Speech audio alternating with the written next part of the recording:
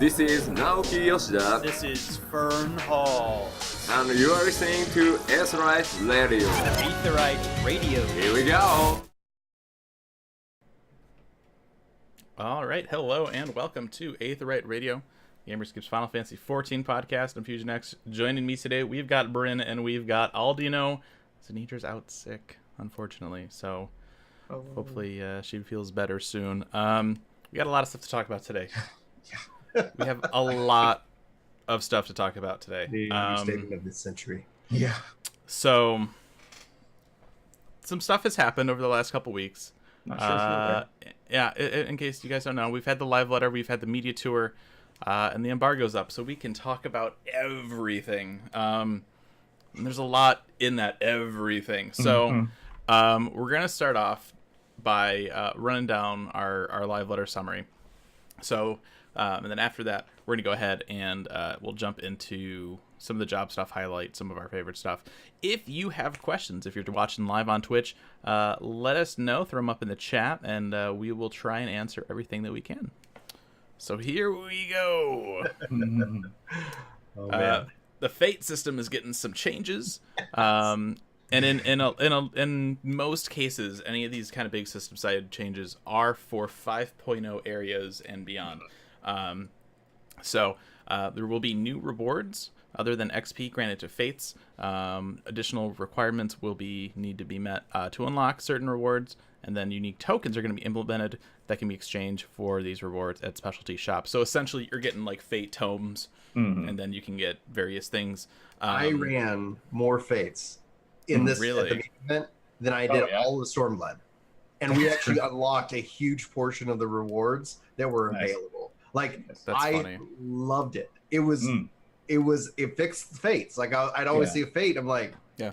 there's no reason to go do it. And now I was like, do I have time? Do I want to go do that? It was purely that small change, really good incentive. Just gonna put it out there. Yeah, it's great Right. for the open world. I mean, we've often talked about it on the show. Like, the open world needs some more stuff, you know? And they Like, did such a beautiful job. Well, we got a lot to talk about. And I thought this was such a great idea. So in our interview, Yeah. and I'll just cut this in now. I asked Ashit, I'm like, so are we doing this with older areas too? He's like, no. There's too many fates, but they're gonna adjust some 4.0 stuff that have achievements behind them. I'm like, Yeah. I get it, but at the same Yeah. time, like, man, it's a lot of work. So the gamer in me is like, dadgummit, but the engineer, because we had our interview, right? and I go, Exactly. Holy crap! Like, I get Yeah. the technological issues behind it, and what they're doing, just as a tease to what we'll talk about here in a little bit, is that like they updated chocobos behind the scenes in 4.4. You know, it's like they are seeding the back end of the game and kind of going back around, but it is not a light switch. It isn't. It is. It is a. But when it does, like if it does ever happen, it is the ultimate love letter to the community, because they had to go and like, oh, this fate, like just because it's called a fate, like it's technologically something completely different behind the scenes. Anyway. Yeah. So basically, one of the cool things, I think the best part about this is one of the items you can get is a riding map. Yes. Riding maps have been the stupidest thing. Like, there's been no point since they put them out. They're like, now you can go a little bit faster in these old areas that you don't explore anymore. Like, thanks, appreciate it. All these areas, you can get riding maps, or you could fly, which is already faster than that. So why even bother? But if you're going through new areas, you're not going to have the currency, you're not going to be able to fly. So doing a little fate farming for the maps makes a lot of sense. And then you can also get materials and minions. So there's other stuff in there as well to go back and do it. So I think that's awesome. They're even going to add things. One of the things that like they have like tiers, and they have plans to continue to expand upon what you can get, because ultimately if you get everything, you know, maybe the materials add some value, but it's like, okay, trying to keep some incentive out there. And this for me, like if I'm going to queue as a DPS and not use the trust system, like great, like, oh, it's got 20 minutes, I'm going to go do fates for a while. And rather than sit around in my like house, that's get people out into the world, because it's so freaking beautiful. Yeah. Thank you, Yoshi. Side quest changes. All 5.0 side quests are going to be undertaken at level, or can be undertaken at level 70. Enemies will be scaled to player level when accepting side quests. and it's intended to facilitate leveling of multiple jobs. So it's basically they're taking that system they introduced back in Heaven's Word, where you could do the scale down Beast Tribe quest, and it's everything. So Yeah. Super smart. Super smart. Like I ended up like I have like 2 or 3 quests and then I'm done with all the side quests in Stormblood. And it's like I don't need the XP, but it would have been nice to say, oh, do I want to go do that in this zone? No, I'm 63. I've already done all the 63 ones. Now I have to wait. So this I think is a real intelligent thing, because I'll probably skip all the side quests again. Yes. And then when I'm out in the world farming fates or whatever, then I'm going to be running and picking those things up and just there you go. going through them. Yeah, it's I think it's important to understand that you still can only do them once. So like it's going to have a little bit of planning of, do I want to do them on my main job? Do I want to save them for later? But it's awesome to have that just that simple like change is really smart. Cool. Yeah. They're also changing the way that job quests are working a little bit. Role quests now. So you're gonna have 4 sets of role quests. You'll have one for your DPS or your melee DPS or ranged DPS. I read that wrong. Physical DPS, magical DPS, tank, and healer is the way that they're gonna mix that up. And it says retrace the journeys of the first fallen heroes. It looks like our buddies, the Warriors of Darkness, back from Heaven's Word in the screenshot that they showed. One quest, one role quest is going to be needed to be completed to advance in the main scenario. New jobs will have these quests from level 60 to 70, and then all jobs will have a new quest available at level 80. What do you think about that? What do you guys? What's your hot take on the fact that the job quests are going to be at the end of the rope? My hot take is they're consolidating, and it looks like they didn't want to do as much work. Okay. No, like they tried to come up with a way to cut corners a little bit, and in some regards, because I mean this is also with we'll jump into this next part real quick. They're also doing this for crafting and gathering quests, and then they're split between foraging, crafting, nourishment, gathering, fishing, all that kind of stuff. So it's all this same kind of idea where you don't have individual job quests anymore, and I get it to a point, right? Like some of the job quests aren't great, especially when you get into like crafting and gathering. Like it's really weird sometimes. 5 of these. And so they're pushing. Hopefully, they're pushing to quality over quantity. But at the same time, like some of those class quests were really freaking good. Yeah. And to not have that now, like, I don't know. What do you think, Charles? I think they're cutting corners, but not in that way. I think they're trying not to have. Because my question is, how long are we stuck on the first? Can we go back and forth? Would they have given us job quests that we had to go back to our world to do? Because that's why I think they did it. I think they did it because they're like, well, if we make you leave and do a job quest, because is there a paladin trainer on the first? I don't know. Well, no, there would be. Worry about it, Well, and see, in that regard, I feel like that's a huge missed opportunity. Because I think one of the coolest things they could have done is like, okay, you're on the first now. They have all these jobs, but maybe they have different names. But that means they also have different skills. You learned a couple of those during the quest. Like, that's like a perfect setup, and it doesn't look like they're taking it. Yeah. So I think from my perspective on this is just how I ended up playing it. It's not actually a matter of like I enjoyed the stories, but when I look at actually how I did them, in Stormblood. I didn't touch them until I hit level 70 anyway. And then I went back and did them for the gear and then for the ability. So I wonder, we could only speculate, but I wonder if maybe more people did what I did and they saw that in the data. They're like, people are just skipping them. They're just going through the story. And it's like the job quest ended up somewhat, because it would unlock at certain levels, it ended up being a weird narrative break. So if you're really trying to build out this, we're in the first, this is the narrative, here is the pathway forward. Yeah. Why are we having these weird beats in which that you're like, well, the world's falling apart and everything's about to die, but hold up, I gotta go help a guy with a thing about a shield. It's like, okay, I'm back. Now I can do this. Yeah. To play like the really like snarky devil's advocate there. Like this entire expansion feels like a sidestep apart, like to get away from the main issue anyway. We're not right? gonna fight the god. I'm just gonna say it. Like Black Road. Yeah.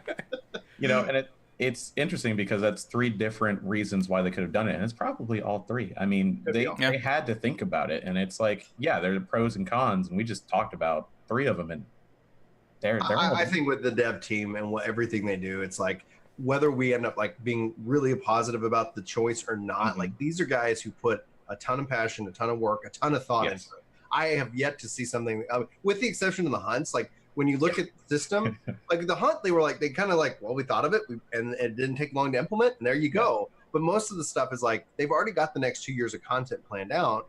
It's, they have to. There's no way they can deliver the consistent quality. And again, we're going to always fault, like some things are going to be better than others. I mean, that's just the way the world works. But I don't see it as a bad thing. I would love to be the fly on the wall, though, right? Yeah. Right. Yeah. Like, I think this is part of, if I had to ask Yoshida, I would wager that he would say that they are really focusing down hard on narrative for Shadowbringers. I mean, because you look at how the role quests are now, they're condensing them, they're making sure that they're all kind of involved in the same kind of like area or group, right? Trusts. Before we're thinking, oh, like trust, they join you in the dungeon or whatever. No, they're there because it's a story thing. Like it's really intertwined, they and talk so to each other. The lore hounds are gonna just love that. And you finish the dungeon, and then the other ones you didn't use show up. So you need a couple of regalias to go around because you're taking a big road trip with everybody through this expansion, right? I'm really excited about that because that's where I think narratively, when you look at Heavensward versus Stormblood, it's like I hate that I feel like I'm beating up on Stormblood so much, but I thought Heavensward just was that adventure. Like I felt like we were on that adventure, and then Stormblood, I know what they had to do it because they have this tell the two cities kind of approach, so we had to go here, like it did feel like there was these weird beats, and I think really where the difference is that with Heavensward, it was, yes, you're kind of going around together, but it's that focus of character development. It's especially, but you have like Aldianaux and Estinian, like you really build all that stuff up, and then you kill off not Alice, Harshafant. Iceheart. Well, Harshfont, Iceheart. What that Ysayle. That was couldn't think of Ysayle. But it's just you spend so long like learning who these characters are, and then you have that gut punch moment, and then you have like Stormblood, where it's like, oh, okay, we have like random like woman that used to be bad is now trying to redeem herself on either side. We kill one, she was bad all along. Okay, whatever. The other one just vanishes. Okay, there's no payoff at all there. The Stormblood, like, and then how it eventually concludes, I was just like, didn't have the same impact, and it feels like it was like Stormblood ultimately will be an amazing expansion, depending on how Shadowbringers does, because I think there was so much work, because I've been really critical of it. But when we look at just this list, I honestly think Shadowbringers has the potential to really surpass even Heavensward. Oh, yes. Like when you look at WorldBit, like technologically, they've been doing a just crazy ton amount of work behind the scenes. And that doesn't necessarily always translate into, oh, this is the best thing ever. It ends up being like, okay, we had to do all of this. We kept the game going, and then we've done all this stuff. Now we can do all these other things for years to come. And so I think we're going to start to see the payoff too. Right. I mean, after seeing everything, from the live letter, I mean, we basically had the live letter at the media tour. But between that and hands-on and just kind of getting like a bit, a scope view, right, of Shadowbringers, they are focusing on what they think matters, and they're cutting out the BS, right? It's like, it's just, they're really just, it's a narrow, not to say like they're narrow-minded, right? But it's just like, they're like, this is what we want to do. Yeah. But we're also gonna like cut out the stress points, right? Yoshida would call them, and we're just gonna like give people things to just have fun with. And I wanted to say too, we had my like font colors super bad on the Zawilla is afraid of DPS using trusts, and that if that is going to kill queues for tanks and healers.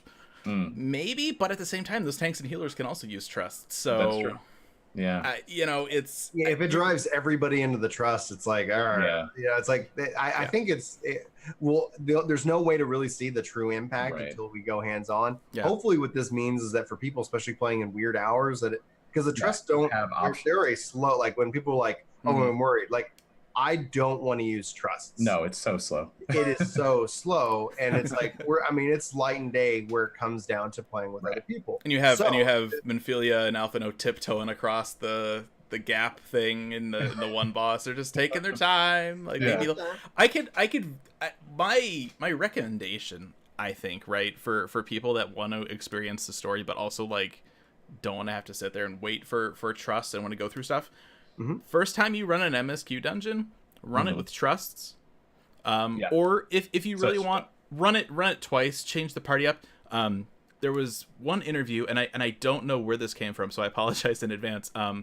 But there was Yoshida talked about trusts and said, like, if you're a DPS and you do like a trust dungeon, and if you had, like, for example, Y'shtola in your party, she wouldn't use a limit break, right? Because, to Y'shtola, like, she's following you.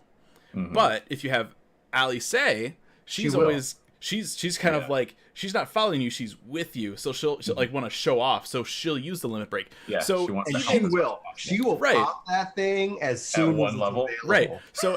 So you have, on top of just this bubble text and this back and forth between each characters, they all have personalities and ways that they Yes. operate differently. So I would highly recommend, when you're going through Shadowbringers, when you first get a dungeon, do it with trusts. If you want a little bit more variety, just to like immerse yourself a little more, switch up the party, run it a second time. After that, party finder spam for leveling, Yeah. and then get to the next one. gonna I be think fun, yeah. that's going to be the best way to do it. I honestly do agree with Zoila when she's saying and talking about being able to mix and match. That's Yeah. where it's kind of like, well, if we were like, just hey, let's just be the two of us tonight, and I don't feel like socializing, but I do want to run Yeah. a dungeon, Mhm. and Mhm. like let's say Julie and I, like That's it'd be true. really cool to Yeah. be like, but we can't. Like it is a or B option, Yes. maybe one day it'll be a C option, in which that it's like, okay, Maybe. yeah, like, well, let's And, do this and just bring some. I wonder robots. if It'd be awesome. because of the way that the trust interact in the dungeons, I think that they are made specifically, like, I think there's probably, they may even be scripted specifically it's all for scripted. each. That's why you're not going to see them back compatible. Yeah. Right. Well, yeah. Yeah. And I mean, and from a lore perspective too, like, Mhm. that doesn't Yeah. work for previous stuff. But I think going forward, I think it'll be a great system, and you'll still have those people that do want to run dungeons. I don't. It would be nice to open it up for like a, if you like, if I wanted to play with my wife, like you were saying, Brian. Yeah. Yeah. It would be nice. Would be I don't know, on the code side, if that's something that's easy for them to do, to just cut out, because if you cut out another NPC, that means you have to then, go through the dialogue tree, right? Okay, if this character's not here, this character can't say Because if this they're always anymore, anticipating and there are 3 there, then So the Right, the only way to answer if it's easy is that if they plan for it as a future update. Right. So if yeah. they plan for it from like the beginning, saying, Then- okay, we know that we're going to do that.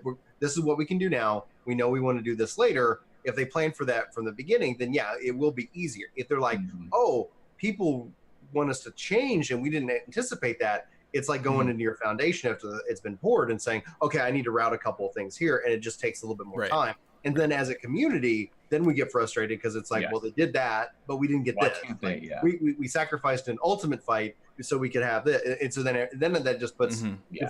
different people at odds, and that's not necessarily a good thing. So if they haven't ever, if they're always kind of like, no, this is what it is, I'm not Mhm. going to advocate for them to do that, because Right.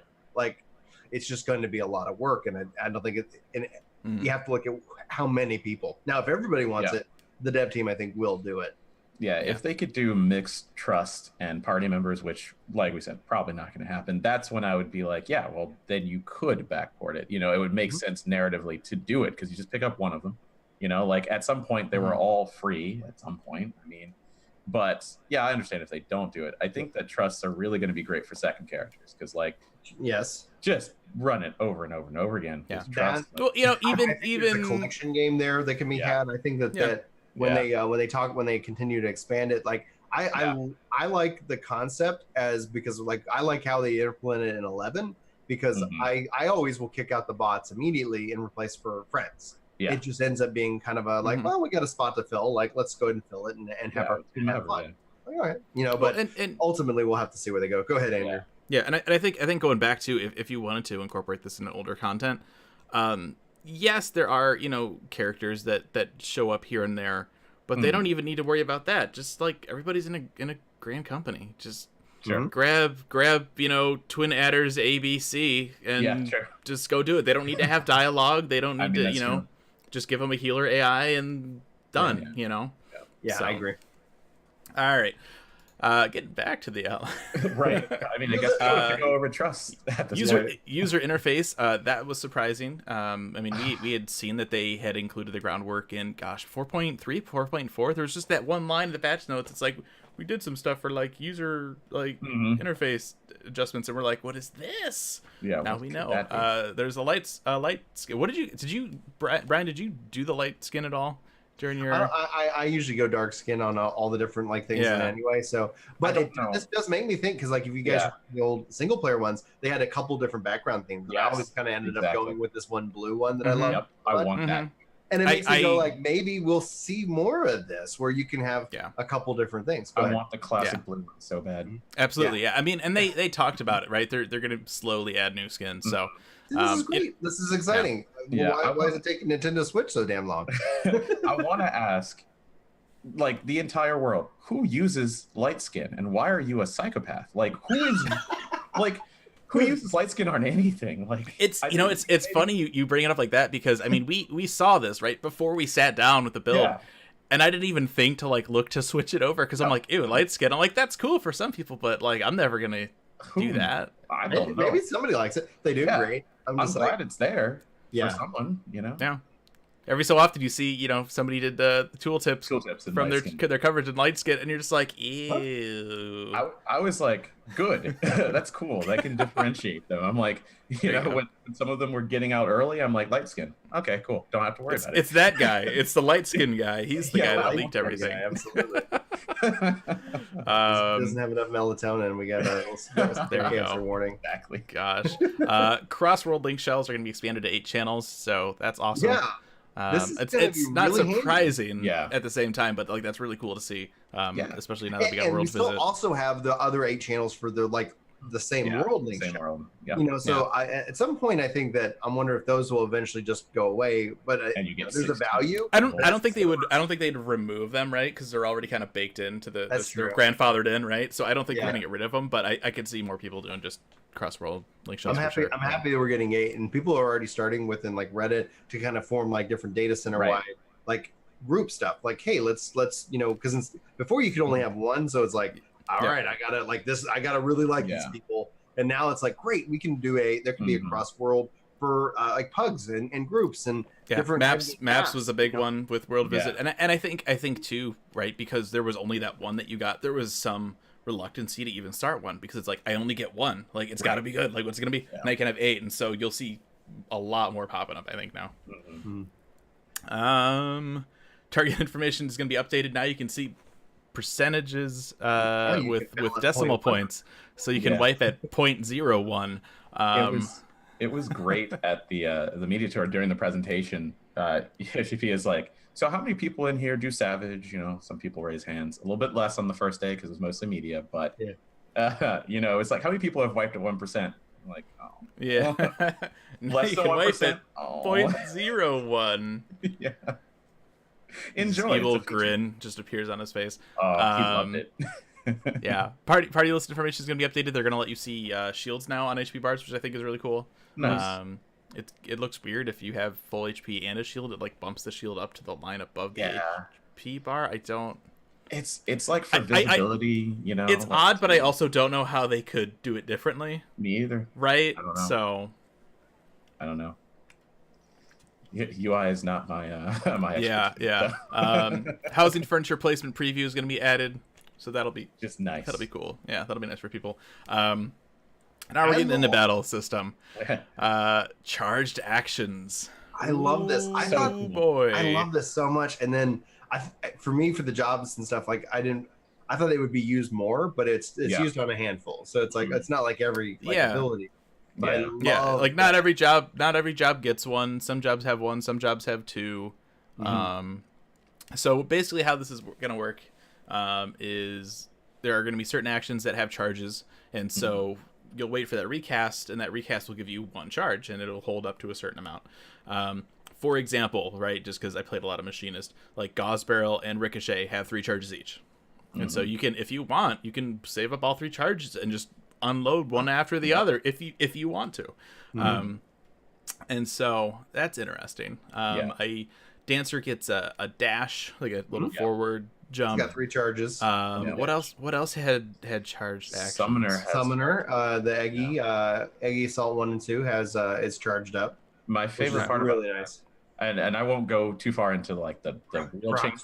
4. Yeah, it's so interesting because you just like Machinist, you know, when you're talking about those charges, it just gives you that extra option or that extra rotational, like, oh yeah, I do need a Ruin 4 right now, I'm gonna do it. Or yeah, Ricochet, I'm gonna do it because the boss is gonna go away, or you know, I have to do this, or you know, it's just I think for me, without trying to go too much into it, because I know I'll spend some time talking about Machinist later. Yeah. For me, it just sitting down with it without really kind of any explanation, it really stood out as the game saying, hey, this is what you weave. Yeah.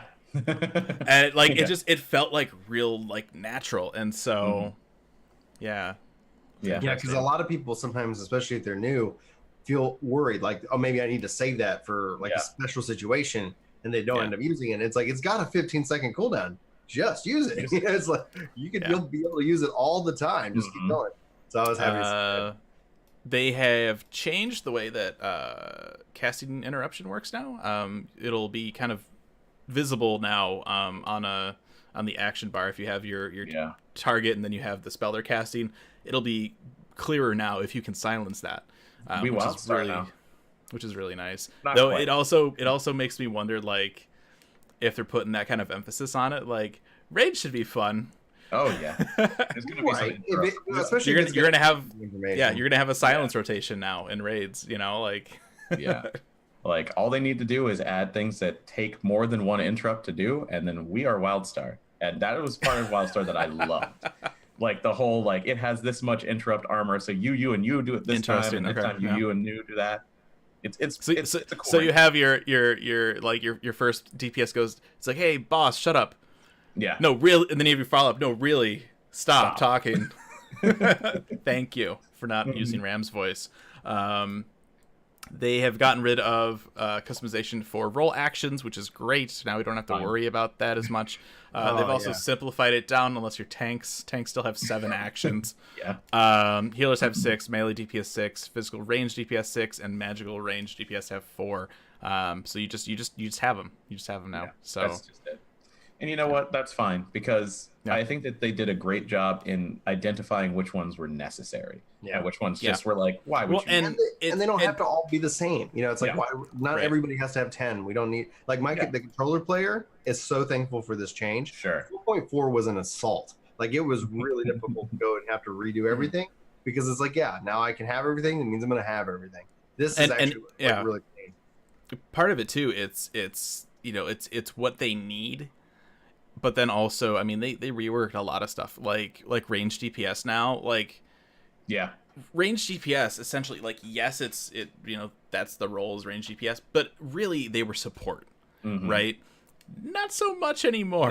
No. And as somebody that loved the no utility, like, I just wanted to do damage samurai from Stormblood, I love this change. Right. It's a DPS. It should just have to worry about DPS. I mean, you still get your like, reduced damage by like 10% for everybody for whatever second. Like, you get that. Okay, great. That's fine. But like, I love that change. But I mean, like, it's you still have, like, for example, for like range DPS, you have leg graze and foot graze.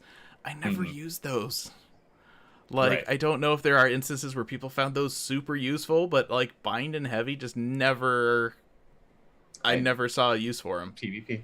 I found more of a use for the knockback that they took away on Machinist than the other one. You could also away from White Mage, So It's gone. Yeah.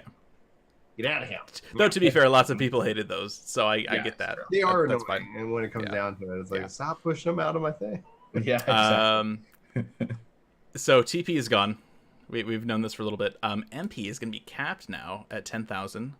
So that's interesting, especially considering you don't have your range DPS to refresh anymore. That's a big change. So that'll be interesting. Piety is going to be changed now too. It'll be adjusted in accordance with this change. So it's going to change the amount of MP that you refresh. And welcome to WoW. MP5 is back. Yeah, MP per 5 seconds is how it was in WoW. And now Piety is kind of more Piety is more MP per however many seconds. Yeah, I think that's cool.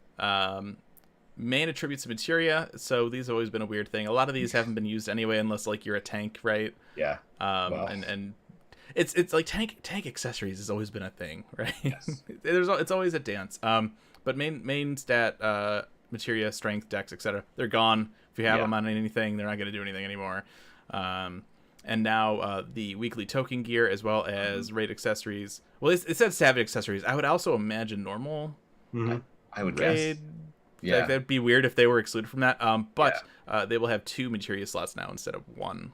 My favorite part about this, not incredibly selfish DPS, is I never wanted to put Vit in my accessories. As we're going through progression, I hated it. I hated having to put it in and take it back out as we got better at it. So now I can't even put it in there. Don't ask me. Good. I'm not gonna slot Vit because I can't. Well, and it's so weird too because we've had. I mean, how many different types of materia have we gotten rid of since they introduced? Like, remember they had like elemental resist materia, and, then this, and so that's those are going to be useless. Hopefully, we start to see them introduce different types of materia that aren't that are just like okay. But it's going to be a weird balance in this case. With you'll see you have a crit, determination. Is there a third one? I'm thinking? Speed. So spell or skill speed. And my hope is that maybe they can balance it out to where you're focused, you focus in one area. Like maybe skill speed's better than crit's better than determination better than I think that would be a good step for some of the stuff. Like obviously you're still going to have your min-maxers, but I think now too. It's not clear, right? Depending on what job you are, there's nothing in the game that's like, hey, you're a bard, you need to stack crit. Nothing really tells you that. Sure. So, but at the same time, at this point, I mean, that's really part of the little bit of customization that they even have anymore. But it's it's that weird thing of here's the meta, here's you, what do? Do you care? Do you not care? So. Let's see. We also have changes to pets. So happy. So happy. Pets will no longer be affected by enemy attacks or PC actions. I was super excited about this. I'm cool. I don't have to set my turret and then forget about it and have it die and then not summon. But that's not an issue anymore. So whatever. Pet actions will be removed from the hotbar. Pet actions will be recategorized as player actions, and my thing just auto-scrolled. That's weird. Actions for pets designed to function as tanks will be revised. Right. No more Titan Eggy tanking. Yeah. Sorry, summoners. Yeah, he's got a really nice buff though. That's going to be very situational with pet switching, pet swapping thing, and that's cool. I hope that this could end up leading into, from a summoner perspective, more situations in which then your pet has different situational things that could be applied, right? Because if it's because it was tank, magic range, physical range, that's how it started. Now you can just bring them in. They could be part of the rotation of which pet that you have out. Maybe we start to see summoner kind of becoming more what people wanted summoner to be, in which that you kind of bring out the different pets for different reasons. Yes. For different, it's okay. Yeah, and this is another example. I had leveled summoner, I think at the end of Heaven's Word. I think I leveled it. And so from casual summoner perspective, right, that hasn't touched Stormblood, there's always been looking into the window, right, from the outside. There's always been that idea of having to micromanage the pet. Yeah. Yeah. And that's it's gone. Just go away. We don't need that crap. And it makes me think too of the comparison between NPC squadrons and trusts. Yeah. Because everyone's how are trusts compared to squadrons? Are there's no micromanage bar. This is great. You don't have to worry about it. You just go in and just do it. And so it's I mean this is what I was talking about earlier. They have this narrative point they want to drive, and along the way they want you to have fun, and they're just cutting out the stupid stuff. Yeah, it's pretty cool. And I really enjoy that summoning is instant for no cost, because we just talked about the MP being. Yeah, I used to always use my fast cast on the Yep. summon. Like, If you need to, you need to. Like, yeah. it's a very good change, and I think, you're right that it could lead to more, and I want it to. I want more kind of situational things. Like, as it is, it's pretty cut and dry. It's like Ifrit, okay. If there's ads, okay, Garuda. If you need to live, or you want to live a little bit longer, you bring Titan out, press the one button, and make them go away. Like that's it so far. At least what it seems right now. Of course, I'm not super into theory crafting. I'm theory crafting adjacent. That's what I like to say. But like, it's cool. I want more. But this is a great first step. Yeah. Other changes are going to be made to the battle system. The way that calculations are done are going to be different. So, one of the things I like to stress, and it's bold and red and italicized on all of our job posts, is everything is subject to change. And there's already people that are like Freaking out, really going crazy about some of this stuff. So I hate to repeat myself, because I'm sure if you're listening, you've listened before and you've heard me say it already. But calm down, everything is subject to change. Yeah. So basically, all the potencies, all the numbers on anything, right?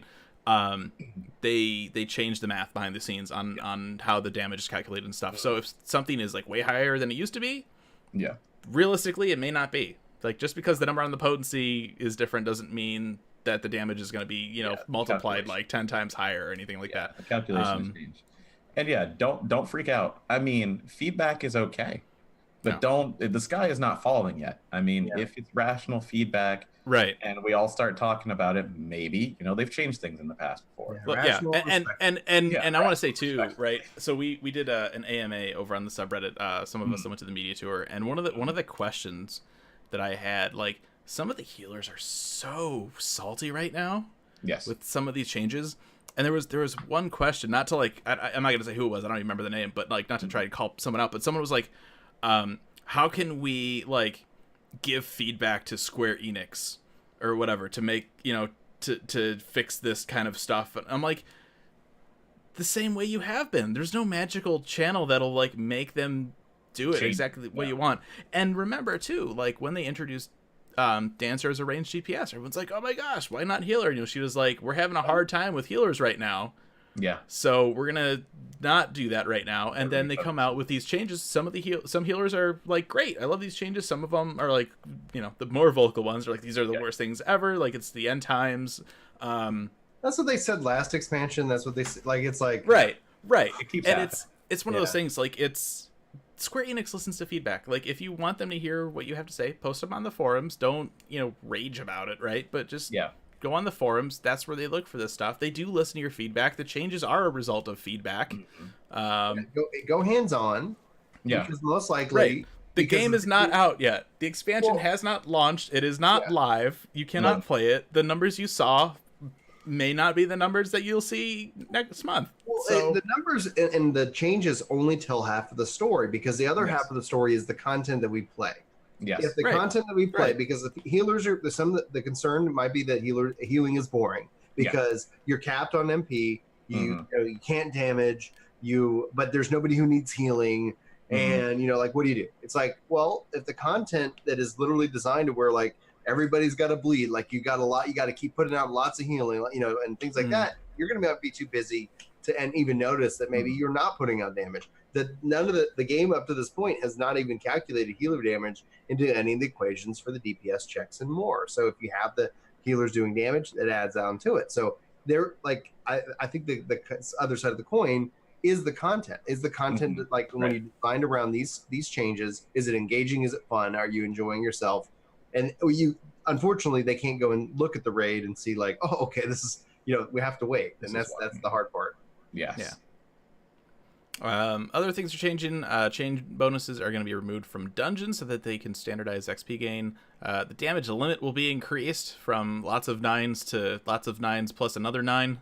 That's the easy way to say it. Yeah. $1 billion. One more 9. They're adding a 9. The party bonus will be adjusted to account for the number of players filling a given role. The rate at which the limit gauge fills will be adjusted for 5.0 areas and later only. That's a weird one. That's not weird from the technological way that the game is built. Yeah, it's so Like it's so we can make this change for this, and we don't have to worry about it for that. It must be, I don't want to go into speculation, but Sure. it must be an area multiplier of some sort. Like maybe it's different in dungeons than it is in the open world, and it's different in these dungeons, it's different in that. So that's why they were like, you know what? No, we're not going to go back and fix all of those too. Like, who knows? Who the heck knows? But it is weird to hear. It's like, oh, okay. Yeah, and I had kind of alluded to this earlier with a lot of these things are changing. It's for 5.0 and probably future as well, but it's like, okay, like that's a little weird. Also, job synergy. This is a fun one. Yeah. So they said in order to address rigid party composition and the perception that certain jobs are essential, the effectiveness of synergies between certain jobs will be reduced. Debuffs reducing slashing, blunt, and piercing resistances will be removed. Action values will be revised. Certain actions will be removed. And even though we just said we were going to remove synergies, the synergy of Dancer will be emphasized. Yeah, so it's... I love that the debuffs are gone, but there's two things that they didn't fix that will inform the perceived meta. And that's Dancer's way. Oh my god! Like having a Dancer is going to be great. And two, Trick Attack's still there. I mean, they lost the enmity tools, but Trick Attack is you literally form your statics opener around the Trick Attack window, and you still do, and you still will. That's just the way it's going to be. It's so bizarre because, I mean, even sitting there watching the presentation, before we even got hands-on and got to see the abilities and stuff, they're like, so we're going to, try and mix up the meta, let people play what they want. We're going to, change some of this stuff. But also we're going to emphasize this new job. And it's like, no, you can't. That's not how this works. Like, what do you... We're going to get rid of this stuff, but then also make you have to have a Dancer. That's not... What? It's possible that, I thought that maybe Dancer's damage was going to be much lower, and it still could be. However, from preliminary, boy, I don't know. Like, Dancer does kind of a lot of damage. It's bursty. It's very bursty. It felt really good. Yeah. Just the way they presented this, I'm like, did they read this back? Did they hear this in their head? They're like, we're going to remove synergies. Also, we're going to emphasize the synergy of this new job. Dancer, That's... All right. It's going to be interesting to see how the range DPS goes. Like, the community perception. Because really, you can beat anything with anyone. It'll still be possible. Don't worry about what anyone... That's... It's... But at the end of the day, right, for those groups, it's all about the meta. Yes. So... Especially if you want to get it done faster, or you think that maybe, you don't want to have to deal with this certain phase for long enough. Maybe you want to push past it. That's what DPS is for. And one of the big conversations I saw some people having too on Twitter is, for those that are super into parsing and they want to make sure that they're top tier on whatever. Everyone's like, oh, there's gonna be this Dancer padding now, and it's just I'm like, well, the reality of it is that's not something included in the game, so maybe you should be that invested in that. But I get that people are. Yeah. So it's a mess. you can't have rating in an MMO without the competition for best whatever time, damage. It's gonna happen, and you got it. I just wish they would build it into the dadgum game. I know exactly. Because it's like, okay, it's like, for the love of goodness, build it in. Yeah. Manage it, make it even. Julie gets stressed out when we don't parse, and she's on PlayStation. She was before the PlayStation died, because she's like, I want to know that I'm contributing. Right. Not that I want to rub it on other people's faces. I honestly I love what Call of Duty Black Ops 4 did at the end. It shows me how I've done on that map over the last 10 games. I really need to pick it up. I'm getting better each time I play. Just something. People are doing it already. Yeah. Oh, we don't talk about it in game. You're advocating for a system of have and have nots. Yeah. And there are solutions. Yeah. I don't want to I'm not advocating for toxic. Let's make it all toxic and show that let's help people out, because like people are like, can I have a Hall of the Veteran? Great, optional content. Doesn't mean anybody's gonna be good. Just tell anybody like, could you do better? You know, they have the Stones I See stuff, but again, it's like on the side, you have to go find it. Like just show us in the game. Like why they have the Grand Company rankings on the website? Like why isn't that in the game? Like just build it in somewhere. The main thing that I get from all of this is like, we're emphasizing the synergy of the dancer job. Okay, so what synergy does it have? It's damage. How am I supposed to know if that's helping or not if I can't see how much damage I'm doing? If you said that the dancer job is about synergy, and people are like, want to bring it for synergy, well, I don't know that it has synergy, like, because I can't tell. Like, then why even make the job? So it's like they're towing the line, but not wanting to go over for obvious reasons, because people are pretty mean online from time to time. But it's like, wow, wow.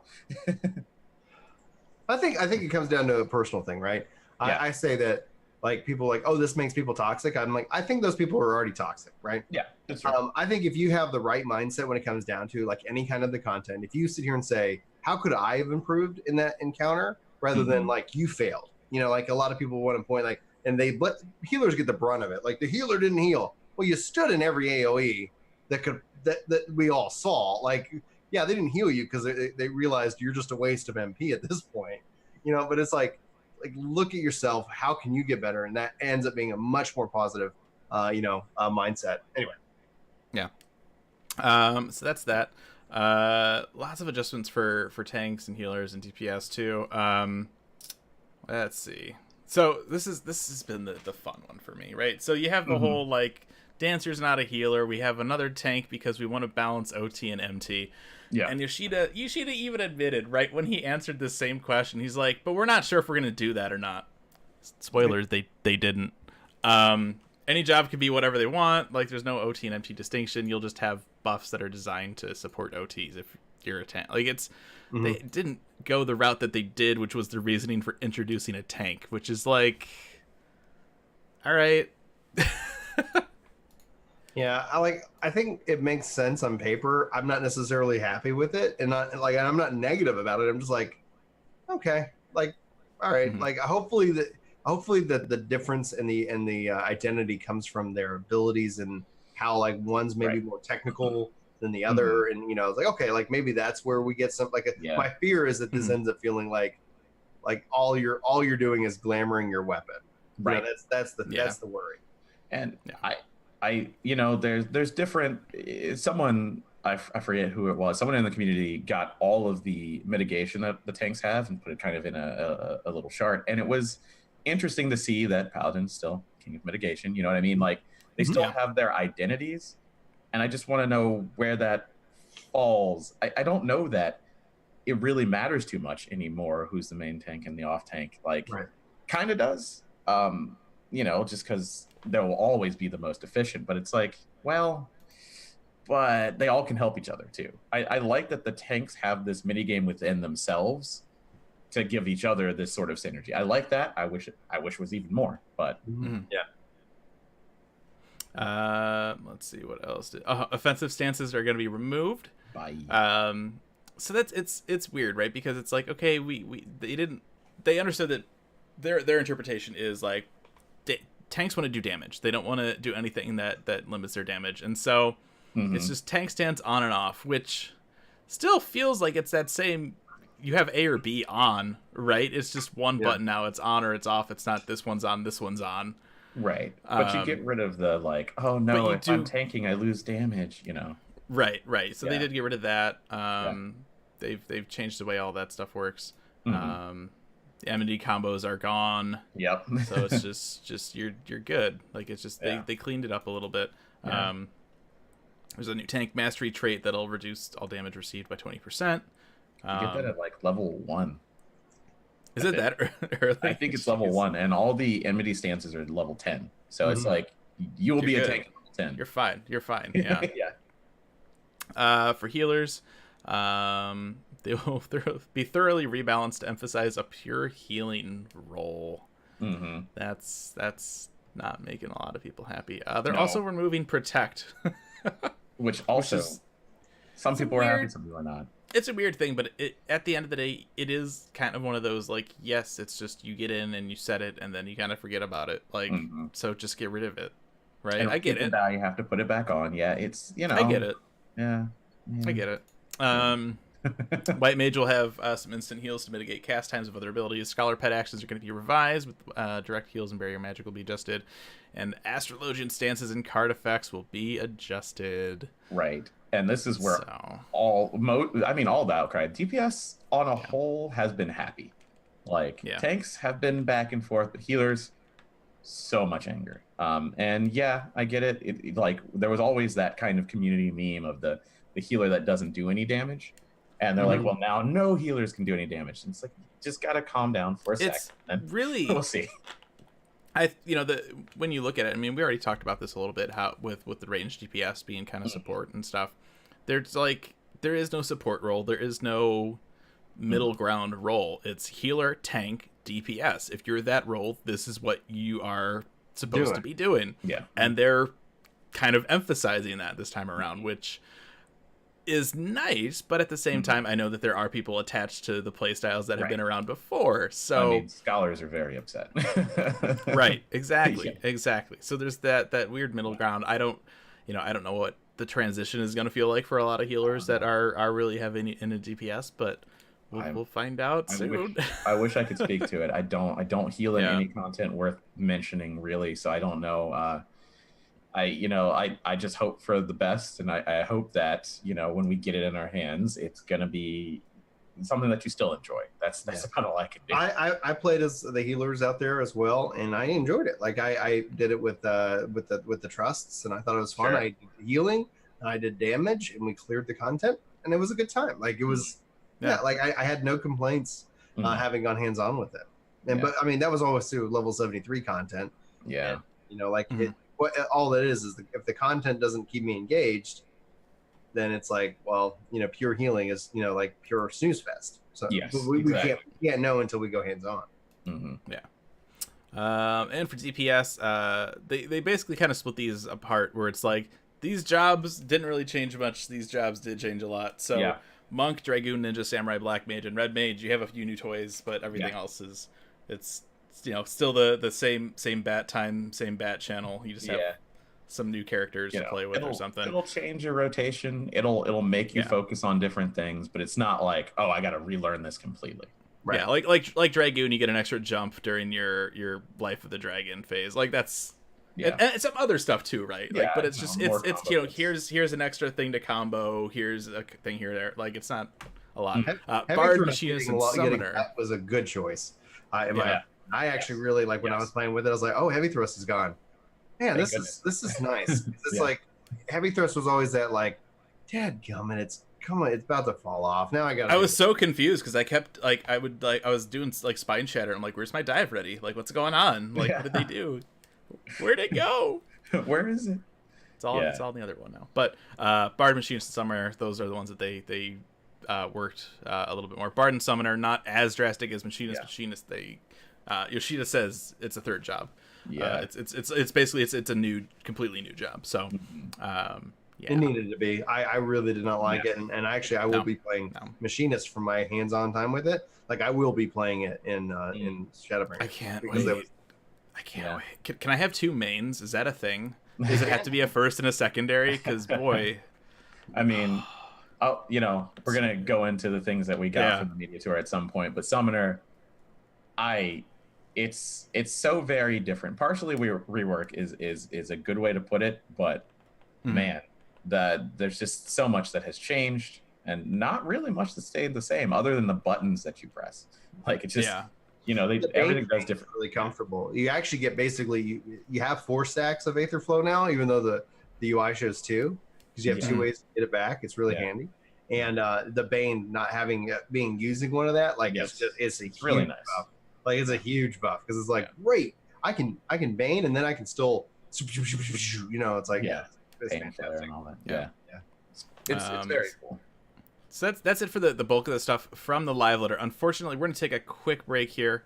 Brin is short on time today, so we will let you go, and we I don't know will. why I thought I had two. I was like, I guess in my mind I was It's all calculating good. this from 1 o'clock. I was like, yeah, we got Time zones. How do they work? I don't. Yeah. Well, We're thanks for gonna having come me back. on, guys. I'm glad to Yeah. be back. I'll be in New York next week, so we'll figure it out, and then we'll be Busy back. time. We're Yeah. coming up on Shadowbringer, so I can't be more thrilled. I Yeah. hope you guys have a great rest of your podcast, and Yep. I will talk to you guys later. Yeah, we'll see you later. Bye, guys. All right. So I will have to. Yep. Then there's the camera shift. Oh no. We'll get this. I knew that was gonna happen. Right. We'll get this sorted out here real quick. Let's go over to, while we're doing this, there were some other announcements. I'm like, this is so weird looking. They announced a new left-handed gaming device from Hori, which was surprising to see. It's, if you don't know, Yoshida is always playing with his Logitech G13. Yeah. And so those aren't being made anymore, unfortunately. Yeah, I don't believe so. People have been asking for a new G13 for years and years now, and Logitech hasn't said anything. But Hori's making one, and it's 14 branded, and Yoshida's actually been working with them with the prototype. He actually had the prototype with him on the live letter, showing how it works. There's an adjustable thumb thing. Yeah, like it looks kind of cool. Like, I don't know. I'm a little worried how the don't show that screen on there. Oh, this is a mess. I don't know what the software is going to be like for it, because my I like the G13 software. That's really good. Yeah, it's interesting because I don't know of anything they've done outside of fight sticks, like Hori in general. Like, I've never really had. They have done some Final Fantasy stuff previously. I think they did. There was not a 14. I'm sorry. Final Fantasy 11 mechanical keyboard, like 5 or 6 years ago, something like that. That they made. I mean, it was on the pricier side, but they said that they are expecting this to be under $100 US. It'll be available everywhere. So yeah, I mean, so that's nice. I mean, G13s now, like, I bought one just like a couple years ago for like $30 on Amazon. Prices are like over $200 or $300 now. It's ridiculous. They're so hard to get. Yeah, and I absolutely love mine. I mean, I don't play as much with it. I use it more for work than anything. But it's definitely nice. So I mean, if Yoshida helped them make this thing, so it should be good. So See, I'm on the other side of the split. I don't want more on my left hand. I put everything on my right hand with this crazy mouse. That's what I got. That's the other thing that Yoshida plays with. So I like that much better. So I know a couple people who use it and swear by it. So I'm glad that there'll be more. Also, the Eorzean Symphony is coming back. Orchestra Concert 2019. This is going to be in Yokohama on September 21st and September 22nd. So if you live in Japan or are going to be in Japan on September 21st or September 22nd, get tickets. I went to this when they did it out in LA. Gosh, was that just last year? I think it was. I think I remember you saying. I think it was just last year. Gosh.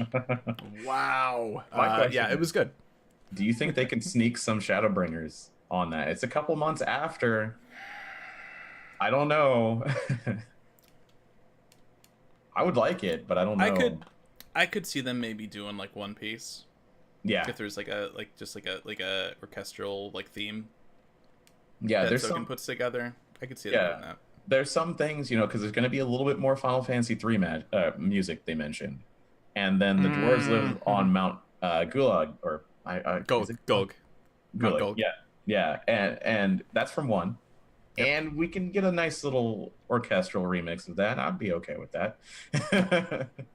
Absolutely. So, something to look forward to. Also, Benchmark is out. I'm sure most of you have seen it and downloaded it and played with it and gotten to see all 5 of the Hrothgar hairstyles. So, I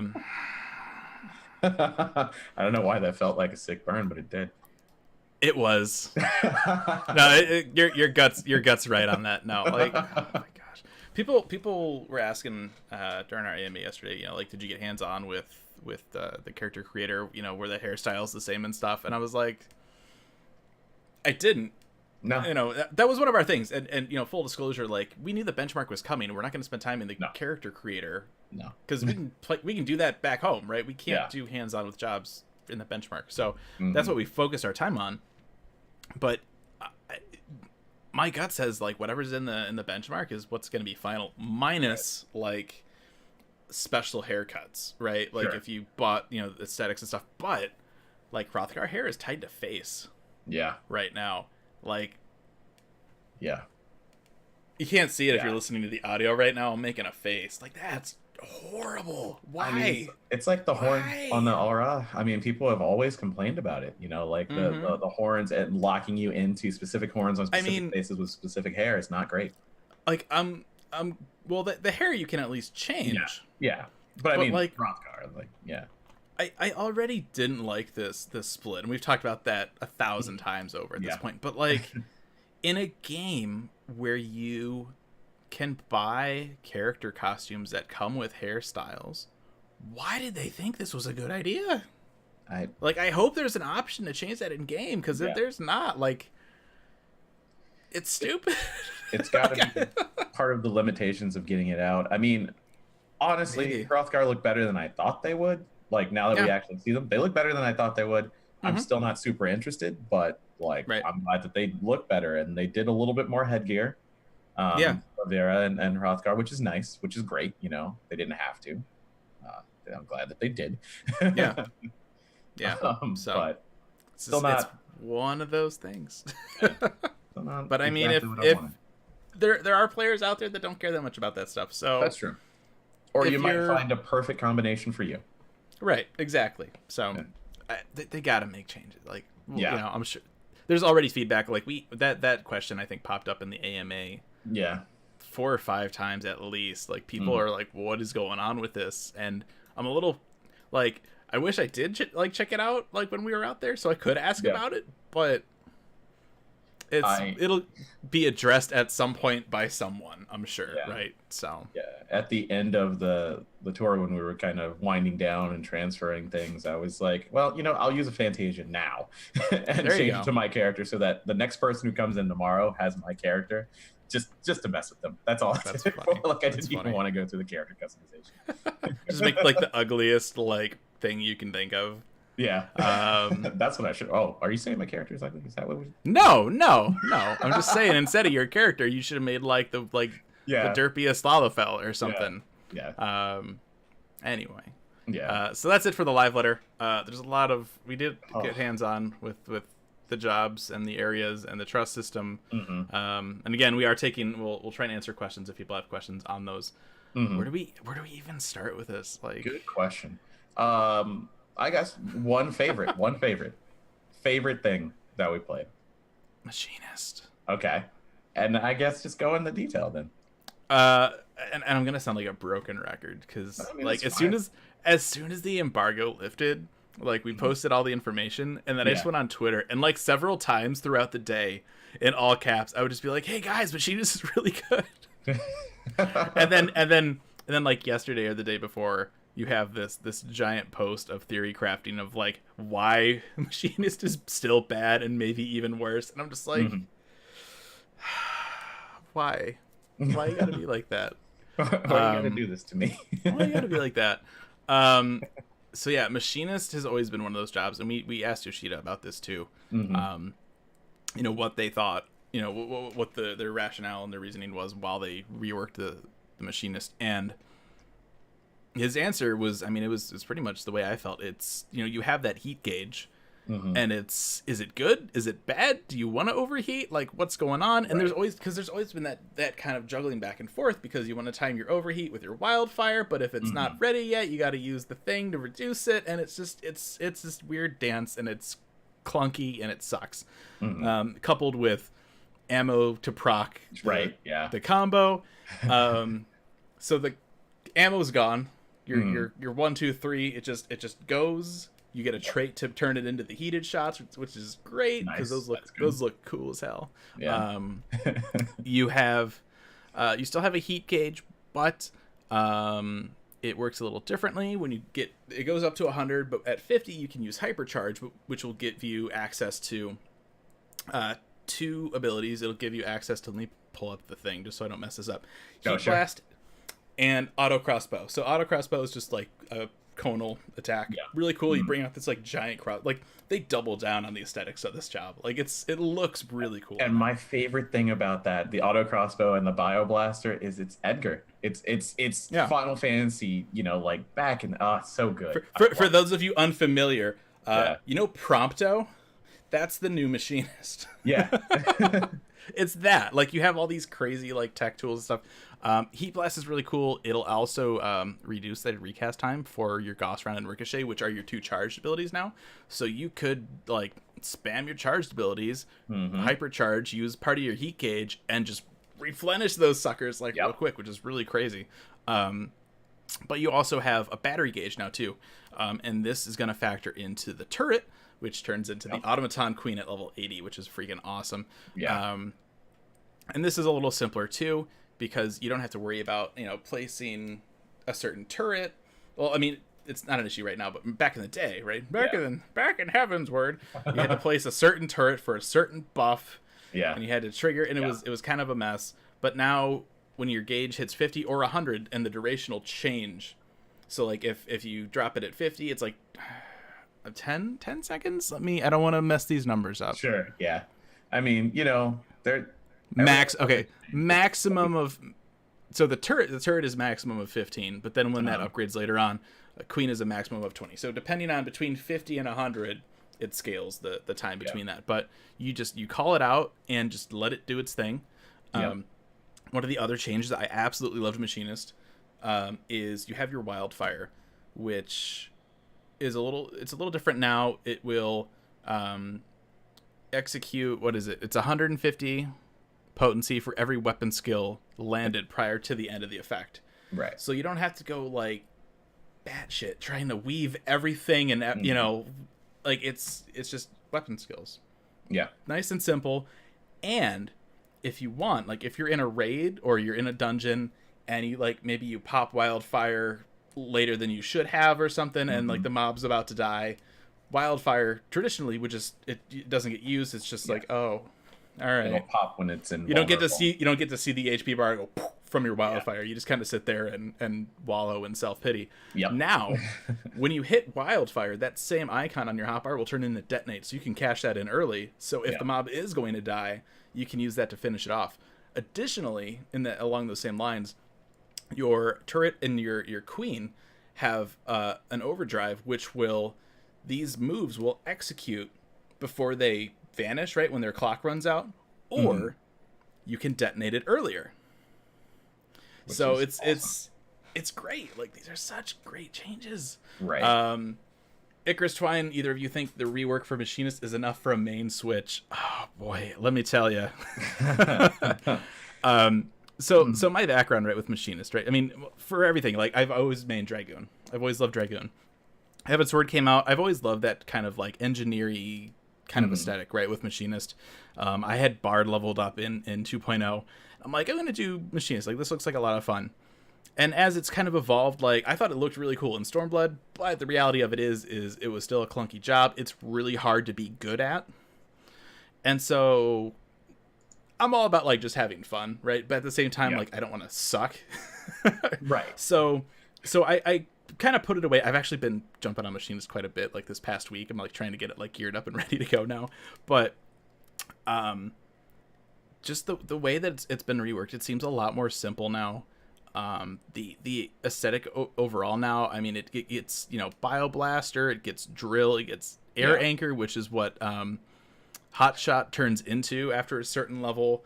Like, it just looks really cool. Like, if you're into that kind of steampunky engineer kind of, like, aesthetic, like, they knocked it out of the park with this. And so, I mean, obviously, you're gonna have your theory crafters or your the people that are dissecting this job, like, super hardcore, and we'll see when this launches what it's like. Obviously there's gonna be adjustments to everything, but I am really debating if I want to go through Stormblood. Shadowbringer. I'm really debating if I want to go through his Dragoon or Machinist, because, like, since the media tour, I have just been, like, really wanting to play more of this. Like, a lot. And this is from the background of somebody that's like really wanted to like Machinist from the beginning, right? Yeah. So not everybody's gonna be like that, but I can't wait. I can't wait to play more Machinist. It's been hard, like playing just normal like 4.x Machinist That's this past the week. main thing. Yeah, it's like I It's don't want to rough. play it right now because, like, even for me in Summoner, I don't want to play it because it's gonna reinforce the things that I've learned that are True. completely. That's true. not right Yeah. now. I mean, somebody asked me what my least favorite part of the media tour was, and I was like, coming home and finding out that the Machinist on my desktop isn't the Machinist I played in Right. San Francisco. Like that's. But it's I love it. I absolutely Yeah. love it, and it's I'm gonna be really hard pressed to figure out what I'm gonna go through Shadowbringers on, because it's just I like it that much. Yeah, I mean, it's very intriguing to me. So I didn't really play it at the media tour because I knew that you were going to focus on it. So it's like, yeah, I got it. I think I got the tooltips, and then I was like, cool, switching, because I'm like, that's fine. It's funny because I mean that was one of the things we talked about ahead of time. It's like, all right, like he was gonna do the like the tooltips and try and get some stuff. I was gonna go do like area stuff. Yeah. And a couple of my jobs that I'm more familiar with. And it's just like I ended up just wanting to do everything on Machinist. It was like it really stood out to me. And in terms of Icarus trying again says at the very least Machinist will share gear with Dancer, so that's something Yeah. where if you don't enjoy it, you can do one or the other. The more I read about Dancer, because I dabbled right at Terra. I'm not gonna not dabble on Dancer. Sure. I love Dancer in 11. It kind of turned into my main in 11. I hate 14 Dancer. The more I see about it, it's like I look at what I hate about Machinist, right? And it's like the stupid procs with the ammo where you can guarantee it, and it's like that's Dancer. All their moves are like 50% chance to proc something else, and I'm like, no, thank you. Like the little weird dancing mini game, like it's not. I'll try it. I might level it up even, but I don't think it's for me. Yeah, the triple layer almost of procs is very interesting to me, that they went that way, but I think it's because it's going to be such a busy class anyway. Yeah. I mean, you're gonna be dancing every 30 seconds most likely. I mean, we don't know exactly how it works, because there's this mechanic with dance partners where your buff lasts 60 seconds, but you can switch dance partners every 30. So are you going to be doing that or not? Are you going to buff 2 people or 1? I don't know. Can you buff 2 people? Yeah, I don't know if that's something that buff go people tried out. I mean, and that was one of the other things. It was so hard to test too. Yeah, I mean that's the thing with the media tour, right? As kind of like a behind the curtain look, right? So you can plan, right, to be like, okay, we're gonna do this, we're gonna do this, and then you get there. It's like, by the way, this has changed, or Machinist is really freaking awesome now. There goes your plan out the window. Like it's really easy, especially when you have so many things that you want to cover. But like raid and thrust on Dragoon. Like I'm not gonna lie and be like, oh, like this was so cool, I was so excited for it. I didn't even know about this until after we were back from the media tour. And I'm going through tooltips because raid and thrust is you basically get it after hitting all your directionals. Yeah. Well, I'm not sitting there and thinking like I'm soloing a mob, I should probably pop True North so I could get all those directional requirements. That was like the last thing on my mind. I'm like, I want to see Stardiver, I want to try Korth and Torment, which is like the coolest freaking name ever. Names. Korth and Torment, like hell yeah. But it's just it's so hard because there's a lot of stuff that we didn't even know had changed until we got back and looked at the tooltips and went, oh yeah, wait, what? Holy crap. There's always that sense of like, well, wish I had looked at that, or wish I like we got back and I was like, oh, I didn't capture AF. I forgot to take screenshots of AF.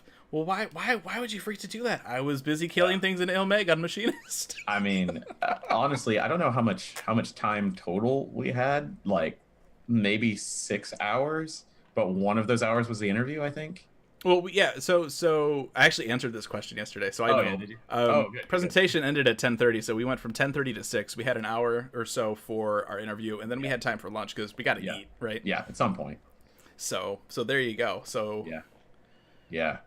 Not a lot. 6, 7-ish, depending on how long you took for lunch, I guess. Like it's just it's there's so much to cover, and it really is. Even if you have a plan, it's an overwhelming sprint, is how I would explain it. Exactly. But it's just the way it is. and there's so much to see. If I had to pick, if I'm going to do my one favorite, of course, I wonder what it's going to be. It's going to be my main job, and it's Summoner. Yeah. Because it's so much the same and different. I mean, immediately you see Phoenix, and you're like, oh my goodness, how does that even work? How do we do it? But to me, Phoenix is a big change. Don't get me wrong, but it's not the biggest change, I don't think, to Summoner. Like the biggest change, the pet stuff, right?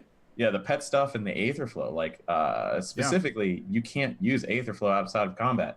It's not a thing you can do anymore. That was so big to just Summoner in like dungeons and things like that, and in raids, right before, you'd make sure you had your Aether Flow. You'd wait until the timer's back up so you can get it again. Gone. That's gone. You have to energy drain to get Aether Flow, or do the AoE energy drain, which is the new energy siphon. But it's like, and you only get 2, and Bane is not consuming Aether Flow like we were talking about before, and it's like, okay, and you only need to do Dreadworm Trance once to get Bahamut, okay, and you only need to do Bahamut once to get Phoenix, and it's like, okay, all right, so this is a lot of like structural change. But I really enjoy what they did. I mean, we're gonna have to see if everything they did gets a good result to the rotation, because it was kind of annoying, that 2-minute opener that Summoner has. It's a little annoying. And it was very punishing on death, but really, I mean, don't die. I mean, I get that. But it's just so many things that I couldn't even begin to touch at the media tour. Like, I saved Summoner for like close to last, because I'm like, if I play Summoner, I'm just going to play Summoner. I know it. I know that about me. So I waited and waited. And when I finally did it, I was like, oh my God, there's not enough time. I don't know what's happening.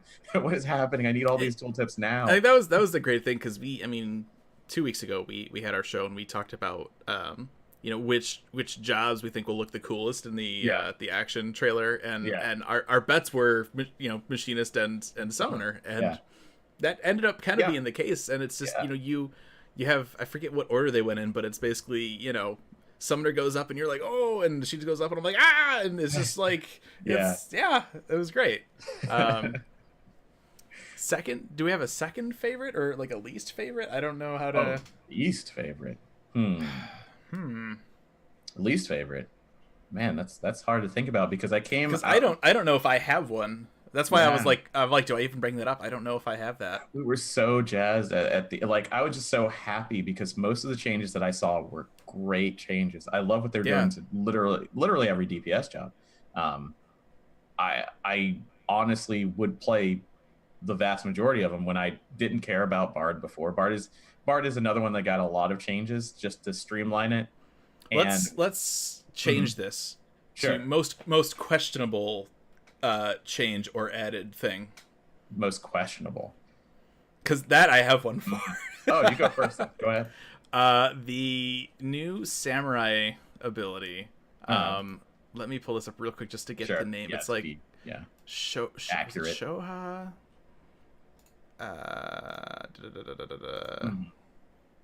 Shoha. Yeah. So this ability, when you use meditate now. Yeah. Over the duration of meditate, depending on how long meditate is active, you have meditate stacks, and you can cash those in on an attack, which is Shoha. So depending on if you, according to unfinished tooltip, if you max out your meditation timer and you attack with this, it's 500 potency. But it's one of those like really weird niche abilities that like it's for phase changes. Like that's it. Like, and that's if you know when the phase change is and all this kind of stuff. It just seems so weird, and I just, all right. It's very, I don't know. Like you said, it's situational. I mean, bosses are gonna jump. You're gonna probably meditate, so you're gonna probably use it. Okay, cool. And I think that's probably putting an emphasis on it too, because I mean, before, maybe you wouldn't always meditate. Like I think it's for the more casual group, right? It's kind of one of those like, it's on my hotbar, but like, do I ever need it? And so now that you have an attack, it's like it's like an extra little reminder there, right? It's like, hey, this is still a thing, but now you can deal damage. Oh, I should probably use it then. Right. Well, and plus you have some new Kenki stuff too. Yes, to, which to is use. cool. So Yeah, you want that meditate. So yeah. To me, I guess questionable change for me is I still don't understand how Tornado Kick is supposed to be good. I mean, so immediately after the media tour, looking at Monk, looking at the tooltips, it was confusing at first to change the Fist of Fire. Because, okay, it's 10% damage. Cool, but you can't get the 4th stack of Grease, which is 10% damage. And, some haste. I don't have the number directly in front of me, but it turns out that Fist of Fire will be slightly slower than 4 stacks of Grease. And that's the difference. Like, they'll have the same damage multiplier, but it'll be slightly slower. And I'm thinking, then why use it? Because your auto attacks are so important. Right. So why switch back? Is it a mechanic where, I've lost Grease or I've used Tornado Kick, I'm going to switch back into Fist of Fire because it's better up until the last stack, or what? That's something for, like I said, I'm just theory crafting adjacent. Right. Something for the real, number crunchers to see. But it was just confusing at first to me. I'm like, and then the ability that resets your Grease timer, I think it's 6-sided strike or 6-fold strike. I can look it up in just a second, but it does more damage than Tornado Kick. 6-sided star? 6-sided star, that's what it was. Yeah. Okay. And it does more damage than Tornado Kick, so it's like, yeah. Do you end your opener perfect balance with it? I don't, because in perfect balance, you're not refreshing your Grease timer, so you end it with that. So then I always thought that that's where Tornado Kick was supposed to go, but, once again, I don't know. It just makes it more confusing to the people who aren't super into it. And that's something that I don't want to continue to see. Just because we don't have the numbers. We just talked about parsing. We don't have the numbers. We don't know what's better than the other one. And it's a weird thing because we have some numbers. Yeah. But they're not final numbers. And we don't know how things are calculated. Like that's the big question. Yeah. I mean, with all these, we're talking about potencies of stuff. They changed how that is done behind the scenes. If you don't want us to parse and you don't want us to really worry about that, why did you make this so hard to just see at a glance? Like, things should be more deep. It shouldn't be like, I get the rotation immediately by looking at it. Probably, at least the most optimal one. Right. It's kind of hardcore casual. Who knows? But it's like, you don't give us the tools to figure it out. And we all want to be the best that we can be at what we're doing. Like that's just the way it is. Need some more tools. So I just don't know where it goes, what it does. I just don't know. That's fair. Let's see. Oh yeah, it's a question, I believe. Least change job. Least change job. He brings up Red Mage, and I I was on a Red Mage briefly. Yeah. Just so I could get some music to put behind some videos. I needed something that could heal. From what I've seen, it doesn't look that like drastically changed. No. Bard they reworked a decent amount, actually. That was one of the jobs they said had a bit of a partial rework. So it changed more than most DPS. Yeah, it's still not like in terms of that category. They said Bard, Summoner, and Machinist. I mean, Machinist most changed, Summoner second. Machinist is a new job. Yeah. At this point. And in looking at Bard and the tooltips, because like I don't play Bard, so when I was doing it at the media tour, I was like, hey, there's a new button, I'm going to go press that. But looking at the tooltips afterwards, there's a lot more. It's just quality of life things and new fun things to do. One of the things that really stood out to me about Bard was there's the world's longest tooltip for one of their traits. Like, I think it's Enhanced Armies Payon. I'm gonna go find it right now. So, I believe you're right. Yeah. I remember. It's a book. So long, and I'm like, what does this mean? What on earth does this mean? And I'll go through it. So I'm not gonna read the whole thing because I don't want to filibuster here. But so you start Armies Payon. You get repertoire stacks, and when you switch songs from Armies Payon to Mage Ballad, Wanderer's Minuet, you get a haste buff, basically. It's not called a haste buff, but it's weapon skill, cast time, recast time, spell cast time. It's haste, yeah.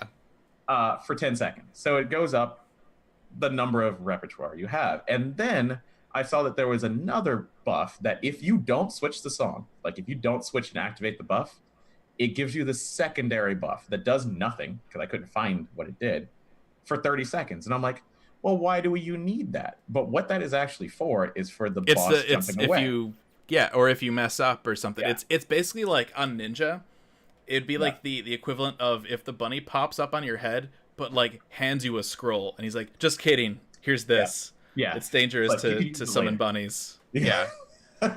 So at first glance, I'm like, what does that even mean? What is this buff? It doesn't make any sense. But then second, it's like, oh, okay, well, I see that changed. All right, that's cool. All right, I get that now. And then there's I think Bard's big changes are going to be like, they're not readily apparent. They're like the least apparent of most of the jobs. It's like, well, okay, but this is all the stuff that I had before with one extra shot or something, but it's a lot more structural changes, like how often you get heavy shot. Well, Imperial Arrow. And then you get the one, I think it's Refulgent Arrow. Yeah. Yeah. When you go into the one thing, like before you have to wait for procs, and now it's just like, here's one for you, and you're like, yay! It's great. Yeah. Yeah, Barrage gives you an immediate. I'm looking for it, so I'm not wrong. It's over here. An immediate straight shot ready, which is great because then you immediately use that on Imperial Arrow, I believe. Yes, that's the one that I was looking for. Imperial, okay. Yeah, because Refulgent is the heavy shot. No, I'm sorry, I'm wrong. It's Refulgent. Yeah. Okay. How much? Yeah, you can tell how much I play Bard, but or I was gonna say, right? Like because I don't. But Barrage giving you that one immediately is like, hey, you know what? Barrage triples the number of strikes for a single target weapon skill. Which one are you going to use that on? Hey, don't be dumb. Use it on Refulgent, please, because I just gave you the proc. Just please, and that's nice. Yeah, I mean, and it's just I'm gonna probably emphasize this at least twice more, but it's that they're cutting out the stupid stuff. They're cutting out. Mm-hmm. Just the really stupid procs to make things more simple but more fun. Yeah. Unless you're a dancer. If you're a dancer, they're adding procs because reasons. Because you have nothing else to do as far as your DPS because you have a 2-hit combo. I was rolling my eyes so hard when I was looking. I think it was it might have been Happy's video or Larry. I was watching a lot of videos from people to see, because there's stuff we didn't notice that they picked up on, or and so I'm like wait, dancer has at least like 50% combo procs. I'm like, that's stupid as hell. Like we're getting rid of those on Machinist, and it's like, sorry, dancer. Yeah, it's interesting to me, but then they get their like cooldown. Right, they have their own thing, and then you have to. Where's that freaking cooldown? Because it's incredible. It's an incredible cooldown. It is. Where is it? That's dance steps. Was it 90 seconds? It's flourish every minute. Minute. You get every proc, all of them. Like every single proc, like the proc from your 2 single target combos, the proc from your 2 AoE combos, and the proc from your fan dance, all at once. Yep. Go burst. Enjoy. Yeah. Get a bunch of feathers. Continue to burst. That's going to be cool, and it's once every minute. There are fights that are 10 minutes long. That's a lot of flourishing to do. Like, wow. Mm-hmm. And getting that in there with your dance steps and putting it on the right people, and then the technical finish is everyone. I'll be real curious to see once the numbers start coming in, how much DPS dancer loses when they have to do those dances. Because that's like 4 GDCs. Yeah. For that big one. Yeah. Or 2 for the little one. Like that's. Yeah. I don't know. Yeah, it's interesting. Maybe that's why they have that 30% buff. Yeah, maybe that's why. That's what it is. That's it. That's the buff. And the main thing is, go ahead. I was gonna say, keep going on dancer. We'll finish dancer. Sure. Yeah. So and another thing that I really enjoy is they buff themselves. Every time they buff someone else, they buff themselves. Yeah. So even that insane 30% buff is also for them. That's 2 people in the party that have it. Yeah. It's crazy. Like, if you do that and then you hit with your harder hitting abilities, or smush that flourish into that. Oh yeah, that's how you got to do it for sure. I mean, and I think the big question right now, and it's something we're not sure of, is if you can switch dance partners and retain the buffs, because then you could have 3 people in your party with with all those, which is going to leave one really sad DPS job. Yeah, one really sad. Give it to you know what? No, you know what you do? You give it to the healers. To make them feel I'm sorry, me, the dancer. I'm not a healer. Mhm. I know you guys are sad about your damage. Let's dance you go. together. Yeah, I will There you go. inspire Problem with solved. this. Problem Yeah. solved. It's gonna be interesting to see just how much Dancer changes everything, Yeah. because it's like having a Dancer and a Ninja is going to make your damage just insane, because Dancer's already about burst themselves and they're about helping people burst. It's like, boy, that's gonna be fun. Yeah. Yeah, and I think the new meta, like I'm not gonna like lay it out fully, but I think Ninja, Dancer, probably Dragoon Yeah, for the crit that. and for the Dragon Sight. Dragon Sight, which is segue. They changed Dragon Sight, which is really nice too. You don't have to have a party member selected now. Mhm. This is like definitely for like a solo or like a casual, change, right? Because one of the worst, I mean, I hate Dragon Sight. I've never liked Dragon Sight. You have to either make a macro that maybe works sometimes or doesn't because people aren't in range or whatever. It's been a pain. But now you don't have to select anybody. You'll still get the buff just for you. You just lose that second party member getting the buff, which is really nice. And so it's just like, it's one of those little changes where, because chances are if you're a Dragoon and you go into like a dungeon, you're going to get partnered with like a red mage, a summoner, a bard, a machinist, somebody that's not going to stand next to you. Sure. Yeah. And so then it's like, okay, well, I guess I'll just make a macro for nearest. And then you end up hitting like the healer or the tank. And it just feels like, yeah, you used it. It hit somebody else. But it's like, I really wish this isn't optimal, you know?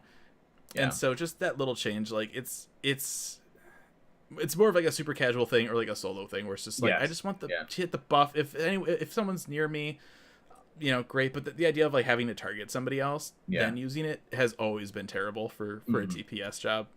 But it's true. I mean, it's a little change that I like. And I know, it's not great in terms of like damage, right? For the party. If anything, it's probably going to reduce the amount of people that get tethered in parties. It definitely will, because people won't even notice. But you can use it solo, so I appreciate that. Yeah, it's akin to all of the making things a little bit easier. Like at least to execute. Maybe not easier to optimize, but easier to execute at the base level. They're continuing to raise that skill floor. Yes. And that's cool. That's cool. For some jobs, they've also increased the skill ceiling a little bit too. That's what you want to see. You want to see it all slowly creep up. But I mean, it's like Dragoon, right? You get some new toys. You have they've extended it's with a trait, like a blood of the Dragon Mastery or something. So like your timer goes up to 30 now instead of 20, which is awesome. And then you have a third blind AoE combo with Korth and Torment. I just wanted to say Korth and Torment again. It's so cool. And that gives you, and that fills the gauge too. But then you also have Raiden Thrust, which is like, hey, if you know what positionals are and you're hitting your positionals, here's a present for you. Yeah, which is it's that making things easier. But if you know what you're doing, here's this little treat for you. Yeah, and so that's really cool. Yeah. So I thought of a question. Okay.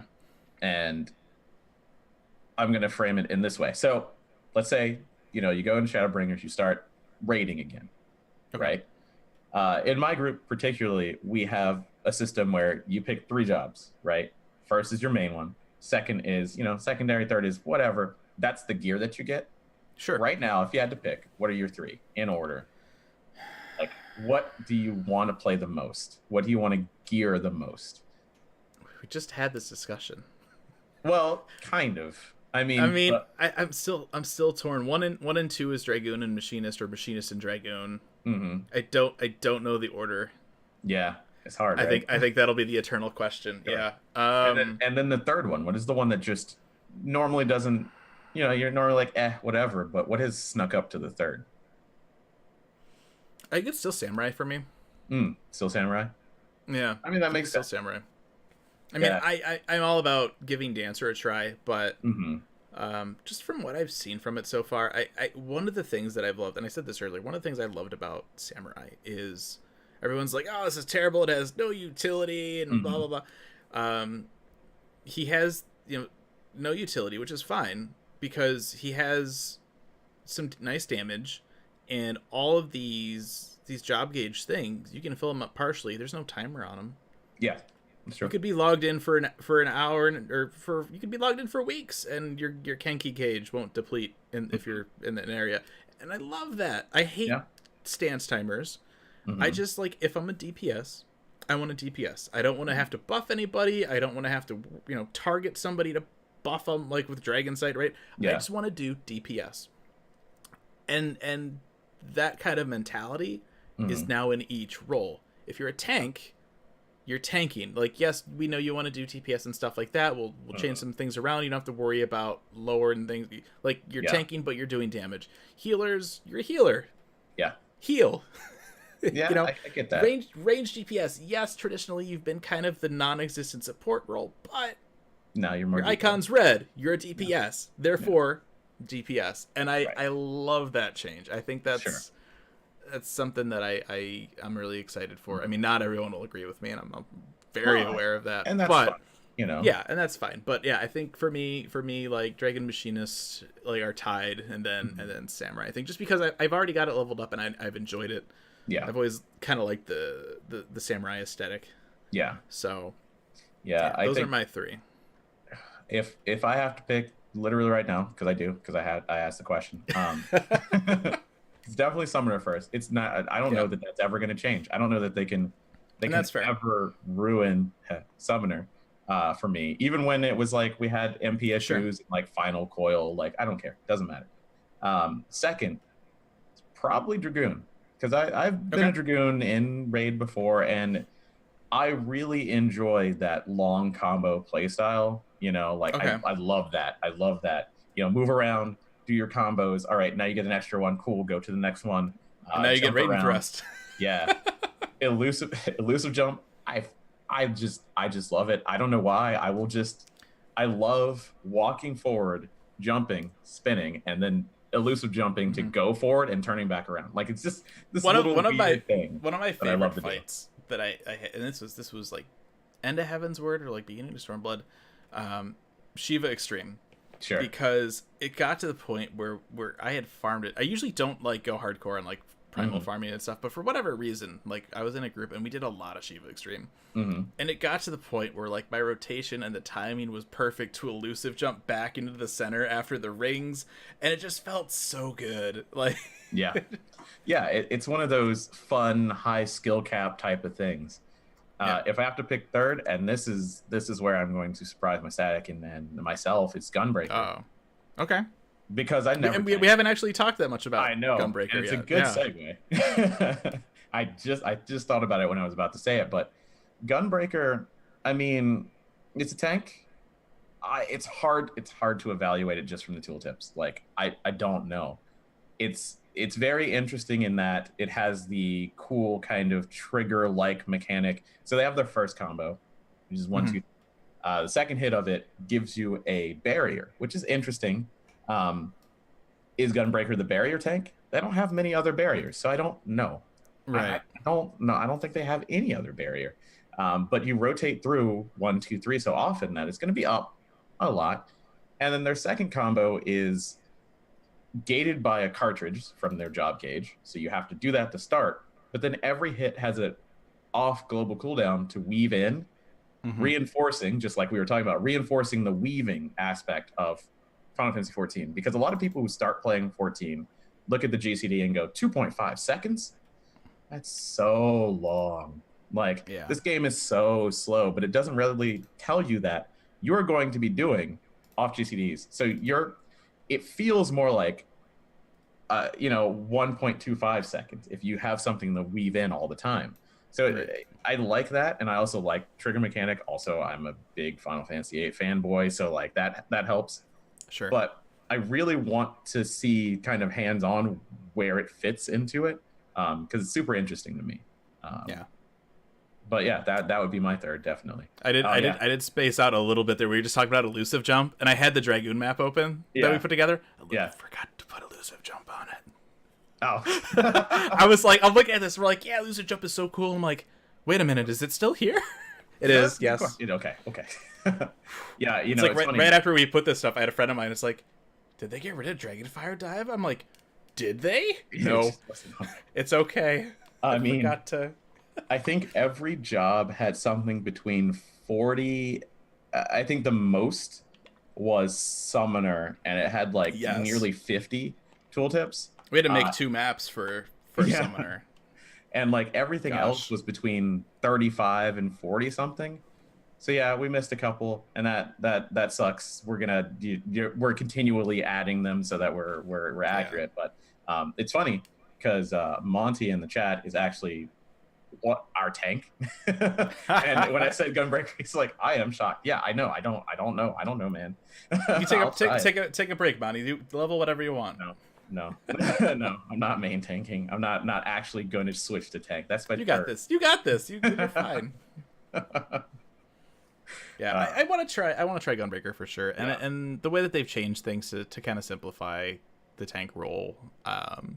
As somebody that doesn't tank and as somebody that kind of has anxiety over tanking, like I'm like, all right, this makes me feel a little bit better about like trying to just jump into it. But I mean, like you said, like dude, FF8, like hell yeah. I mean, you get like. There's a bunch of Rectified, there's a Faded Circle I think is one. Like I can't wait. Oh my gosh, I want to get I don't know if it'll happen before the expansion, but I really want to try and get the creator tank set for my Gunbreaker at some point, because I think that looks pretty cool. But like it's funny they introduced Thancred as Gunbreaker. Yoshida comes out as like the Thancred Gunbreaker, and then they release like the AF picture, and it's like this weird dark dirty blue, and I'm like, the white looks so much better. Yeah, it really does. you gotta get that augmented AF ASAP. Oh, for sure. A lot of letters in that. I'll definitely dabble in it. But it's just after a lot of other things. Let's see. Got any other questions that come to mind for each other? Oh, let's see. Favorite area? Interesting. Well, I only went to 2 because I was too busy. Tips. Well then. But Ilmeg it has that otherworldly feel that I really do enjoy. Okay. Like I was like, whatever. It's a new area. That's fine. They're areas. That's okay. But I really liked. I think I did the Bard stuff there because we had moved, because I think it was like the interview and we came back. Or no, I know what happened. It's like you guys wanted to do a dungeon, and I was still doing tooltips, so I moved. Oh, that's right. So you moved, and that's when I got. Yeah. That's right. That's what it was. So like it was cool, and I want to explore it. I like that kind of high fantasy fairy elf type of thing. So I'm like the opposite end of that. Like I just well, it's good. the Easter color palette, like it's not for me. Like I've never just those colors. I'm not crazy about it, but okay. I mean, Ilmeg was cool. The castle was cool. It almost gave me, because we have our tour video or whatever you want to call it, where I just kind of went up and got the whole castle in it. Yeah. It almost reminded me of Alexander a little bit. Sure. When I did that with the wings, and I was like, I mean, obviously this thing isn't like gonna move. Yeah. But probably. like I really liked the underwater portion of Ilmeg. There's actually a lot of buildings and stuff under the water, and you can see some of them kind of poke up along the edge. It's really cool. The bottom of the lake in Lakeland was like the most lackluster piece of water I've ever gone into. Like it's just this little thing, and it looks dirty, and it's not exciting at all. Like sure. It's like they added it just to add it. It's like, hey, this place is called Lakeland. Maybe we should let you go swimming in the lake. We're just gonna put it here. You good? Is there anything down there? No, not really. Just water. Nah. Unless I missed something, which isn't completely possible. So, but yeah, Ilmeg was cool. Lakeland was all right. I think for me, it was the Crystarium was my favorite. Oh, well, yeah, it's beautiful. It was a lot bigger than I thought. I mean, they've got. I mean, it's a self-sufficient like town, right? So you have Yeah. like like an area like in the basement that's like hydroponics, and then there's like a library. There's an Alligan node Which in is the very strange. Crystarium. And it was funny because I'm like going around trying to get footage for a video, and I just come across this node. I'm like, this is weird. And so I didn't actually end up posting it. Because I was trying to do the video, and I cut it out because it was just weird. Because I actually stopped the video. I'm like, okay, where's my UI? Like, I need to click on. A lot of the NPCs have the same name, and they don't have any text. You know, you click on them and it just backs out. There's nothing there yet. Alligan node had dialogue, which is like, so it's not a placeholder. Like, I mean, all it said was like buzz or what, like sound effect. Like, nothing really, but it was like, this is a thing. This is interesting. I don't know. Okay. Does that mean the Alligans have been here? Does that mean they found it somehow? You know, like, does that mean we brought it over? I don't know. Yeah, Why we would. I don't know. You know, I feel like we had a fake name for another Alligan empire on the last show where we talked about it's just another empire. They have another name. Oh yeah, I forget what it was. Maligan? Was that what I said? I have no idea. Maybe this is a Maligan node. Yeah. But yeah, I'm curious. Like, the Crystarium is really cool. It was a lot bigger than I thought it would be. And it's definitely on the size of like Kugane, I think. And there's a lot of layers to it. There's a lot of like lookout towers you can climb up into, or you go all the way down and like check out like the little like hydroponics area, and there's like this giant like water filtrations. Like, it's really cool. Yeah, it was. I think that was my favorite area for sure. Was Crystarium, and it avoids that Easter color palette that I'm not crazy about. It's just it's still kind of there, but Crystarium for sure. Yeah, there's just so much that we got to see, but then that we didn't get to see. Like, I think that it's great that so many people from the community got to go, because there's, like you said, everybody's got something different. Yeah, there's so many videos that it's like, what? I didn't even know that. Like, I obviously saw the Summoner AF because I switched to Summoner, and I saw all the AF, but I didn't even think about it. But I mean, full disclosure, at some point when I switched the character that I had, which was a Viera, over to what my character looks like, I totally switched to Summoner. I totally was like, okay, that's I'm gonna have to change those pants. Okay, yeah. Like, I don't like pants. Everything else is good. I may even wear the horn this time. Yeah. Like, there's just so many little things. What's favorite AF design for 5.0? Favorite? Ooh, that's a hard question. I really do enjoy Paladin. I like Paladin a lot. To me, I think it really shows the kind of holy knight that they're really doubling down on. It's the same with like white mage, right? There's only so many ways you can do it. Really, it's not. I like how they could have gone in a more like, I don't know, it wouldn't really have fit, but more like Heaven's Word type of armor, which to me is more like realistic, heavy looking, like Dark Souls. I don't want to say, but kind of, I get you. But this was more of a like crusading knight, which I kind of enjoy. Especially the colors, and Summoner, because I was like, okay, so how much skin are we going to be showing this time? Because it just keeps more parts of it keeps going away, and it was some of the lore because you're like absorbing Aether, and it's like, but this Summoner is such an old school Summoner. That is what I think of when I think of a Summoner. The green, the big coat, the red horn. Like, I love that. I love all of that. Like, that's really awesome to me. And I think for me, I think I again, broken record machinist. I like the kind of cowboy steampunk look. I think that's really cool. On the other end of that, though, my God, is Dragoon Hall just, what is that? I don't know. Like, the feet in particular, like, there's just like this little window to see the toes. I don't understand what's going on there. Yeah, I don't know. I was trying it's- to make something up. I can't. I don't know. I'm not a fan. Yeah, Like, I get that. I get that. I guess if I had to say ones that I am not a fan of, man, it's kind of hard to do for me because I like most of them. mhm. Now I'm going back through them and seeing. I mean, Warrior is more of the same. I mean, honestly, It it kind of looks is. exactly It the is. same.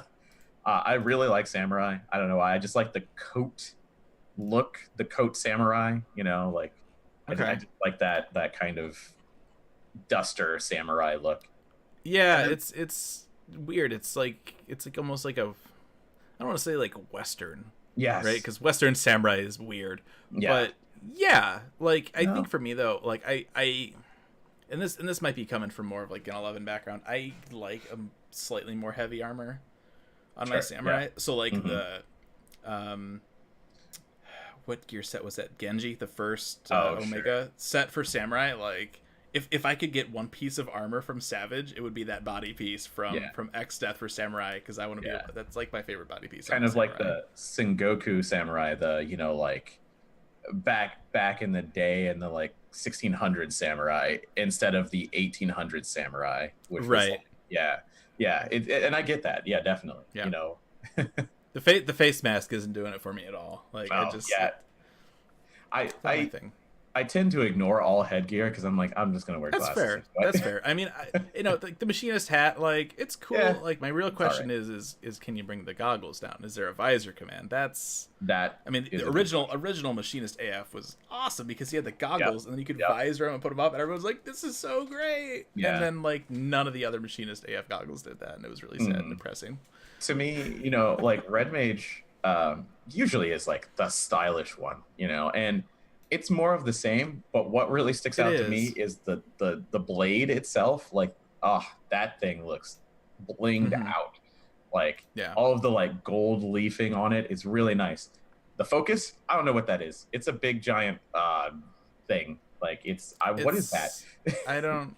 It's like part of a underwater mine. I don't. Yeah, I'm like, what is this thing? It reminds me of one of those little incense carriers that priest. What is that? A censer or something? I can't even remember. Where it'd be dangling from a chain, and they would just. There you go. There Yeah. you go. Yeah, it's funny. Like this picture of the red mage, to me, it just like it's just like a snobby elf. Like, Yeah, it is. It's just- It really is. he's like, I am a rich pompous red mage. Like that's what this is. That's Yeah. what this is. Yeah, like the previous Red Mage was more of the adventuring Red Mage, like the There you go. swashbuckling Yeah, adventuring. this This is- is more of the noble. I don't fight. This is the red mage from the Pillars. Right, exactly. That's what this is. Yeah. And My dad- it's another one My of those. dad bought me a fencing sword, and I did it. So that's what it is. it's I think it's another one of those things too where and I mean, and when we say like there's ones that we don't like over others, like I get yeah. that it's not easy coming up with this kind of stuff. Yes. But with like red mage, white mage, paladin, there's only so many. Yeah. There's only so many ways you can make a white robe with red accents. You know what I mean? Like It's true. I don't envy the design team for some of this Yeah. stuff, but And it's got to be iconic. It has to be iconic. Oh, yeah. It has Absolutely. to make you think of the job. So that's why it's so hard. It's like that's a design space that you have to work in, mm-hmm. and it's got to be just diabolically hard. Like I mean, I it's just don't. it's I don't know. nice that to some degree. I mean, you've got 30 years of concept art Yes, that's true. to work from, but then you also want to make something new, right? Mhm. So it's that balancing act of like, what could we do? Like the Stormblood Dragoon AF, I think, was taken from, gosh, was it 5? I think you're right. Not 4, maybe 5. They borrowed. It was from something. Yeah. And so I don't know if that's the case with this one or not, but Mhm. it's weird. I don't know. Yeah, They should I have haven't- just given us the FF4 Yeah. look. Like I'd be down for that. I haven't really looked into the AF at all. Like some of this is like from what I'm remembering, and then I'm going through all of the job pages that we have up on Yeah. the site and going, what did they look like? I don't even remember what Ninja looked like. I'm sure it looks like they a ninja. actually. It was rough because we posted all this stuff as soon as we could with the embargo Yeah. drop, and then like right after that, Square Enix is like, "Hey, we just released like all these renders of the jobs." I'm like, "Why wouldn't you do this before?" I'm like going through re-adding them into each post, like scrambling to try, and it's like, oh my gosh. But, yeah. I guess a small thing that's aesthetic but not like AF. Okay. I am not the world's biggest Final Fantasy 13 fan. I would venture to say that I'm not a Final Fantasy 13 fan, but the Gunbreaker female idol pose being lightning, I really liked it for some reason. I was like, huh, you know what? That's really good. I don't know if I saw that. Right, because I was looking through and I was like, you know what? I did not look at the idol pose for Dancer and Gunbreaker because it was just out there. Someone in the community grabbed it, and I was like, oh, you know what? Gunbreaker is probably Squall. I mean, yeah, I would think so. I haven't seen the male one. I saw it on Reddit. You know, like someone posted it. That's nice. That was another thing that was a bummer, and this was something I actually did check out for. What was it? Was maybe when I was on Dancer? There was no battle stance or victory pose. Oh, really? Animations, they weren't even in the build because I was like I was totally wanting to like bring up the Gunbreaker and watch it do like the but I wasn't there. Did they told us that we could say when the build was from, right? I mean, we already did, so yeah, so it's probably but yeah, I mean, it's from like April 30th. We said it before, so yeah, it was a build that they finished right before they started the media tour because EU was May 15th, and so they got a build done. They got it onto PCs, and so it a lot of this like is going to change. I mean, that's reinforcing that, but there's a lot of stuff that we didn't even get to see. Like, there's a lot to me. Gunbreaker's kit, going back to Gunbreaker, is small. Like, but all tanks kind of lost a lot. But it just like when you put it all side by side, it's like, well, that's not a lot of buttons to press. No, and I know there are some other issues that people are having with Gunbreaker as well. And I'm trying to remember which one was it. Super Bolide. Oh yeah, I think is one that people were there. Please don't kill me. Ground. Yeah, yeah. Because it's kind of a mixture of Dark Knight and Paladin in a weird way. Because how it works is you press the button, it reduces you to 1 HP. Then you cannot. You are immune for, I think it was 6 seconds, but it may be 8. I'm trying to find it. It is 8. It's 8 seconds. So it's 2 seconds less than Hallowed Ground, because I believe Hallowed Ground is 10. But it's not as restrictive as Dark Knight because you don't have to be healed to full or you'll die. So it's a weird mixture of the two. And a lot of people are saying, well, then it's worse than both. And it's like, well, I don't know that. I really don't know that. It's another one of those things. I mean, like we've been saying, where it's just, you gotta just wait and play and see how it handles. I mean, yes, you can get an idea of things with the numbers and the descriptions that may or not be finalized, but at the end of the day, you just gotta play it. Like, half of the machinist tooltips for things that charge your battery gauge say batter gauge. Yeah, batter gauge. Like, totally final batter gauge. Better start out my rotation with my bioblaster so I can fill my batter gauge. Like, no, that's not what that is. That went to a very bad place in my mind that I will not. We're gonna move on with that one. may or may not have been intentional. Anyway, maybe. But yeah, it's just, we'll once it's out, people. I mean, obviously people have their opinions now, which is fine. It's just like there's some people that are like super extreme on this stuff, and I don't want to tell them how to live their lives, but maybe just calm down, just a little, just take it down a notch. Give it a sec. We'll find out. Yeah. Well, I guess we want to do like just overall, because I guess that's about it. Other than like going. Yeah. If there are any more questions in the chat, let us know now, and we can end with those while we wrap up, in case there's anything that you wanted to ask. But I mean, overall, it was good. I think for me, it was a little different than Stormblood, just because for Stormblood, the big thing was the job gauges. We didn't have a job gauge like thing with Shadowbringers. It was just kind of like, all right, like, some jobs get a couple new things. This job got reworked. Here's some new stuff. I don't know if I would say if it was better or worse necessarily. But I mean, I'm excited for the expansion. I mean, obviously there's things that don't speak to me, like the pastel color palette. I'm not crazy about.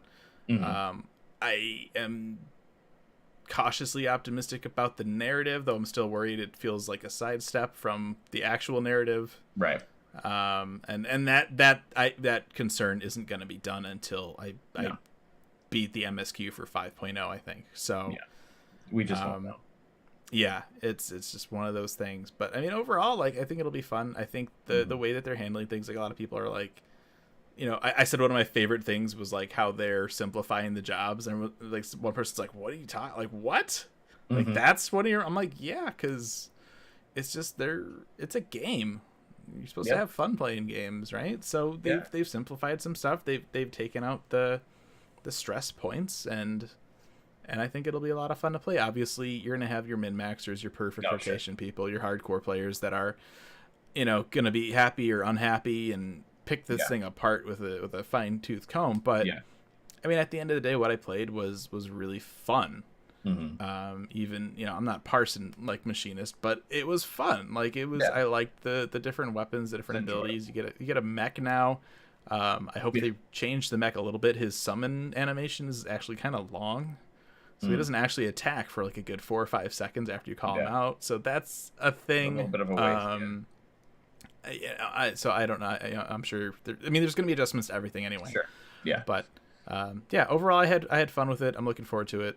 I think once we get out of that kind of 4.0, like that launch window, and once we get into like 4.5 or 4.1, I think it'll start to feel better for everybody after adjustments and stuff. Though at that point, that's it. Like, you're not going to see any super drastic changes, I don't think. But I mean, you'll still see adjustments here and there. But for me, I didn't really do anything other than tooltips, and then try and play each job. Try and set up the bars. I didn't do anything besides everything. Like, every single job, I was like, okay, let's look through these. Let's put them on the toolbars. Let's actually play them. There's a lot more gameplay footage that we didn't put out just because, you know, it wasn't like the best, and we missed some abilities. Like, I missed some abilities because I mean, there's a lot of jobs, and to try and go through everything. I mean, it's one of those things you look at it after the fact. It's like, oh, like I think the big one for me, it was like we did. You had samurai footage, but then you forgot to use whatever that new ability is that redoes the thing, and it's like, well, that and like the one Kengi ability, like that's kind of it. Like, that's it. And we don't have it, so.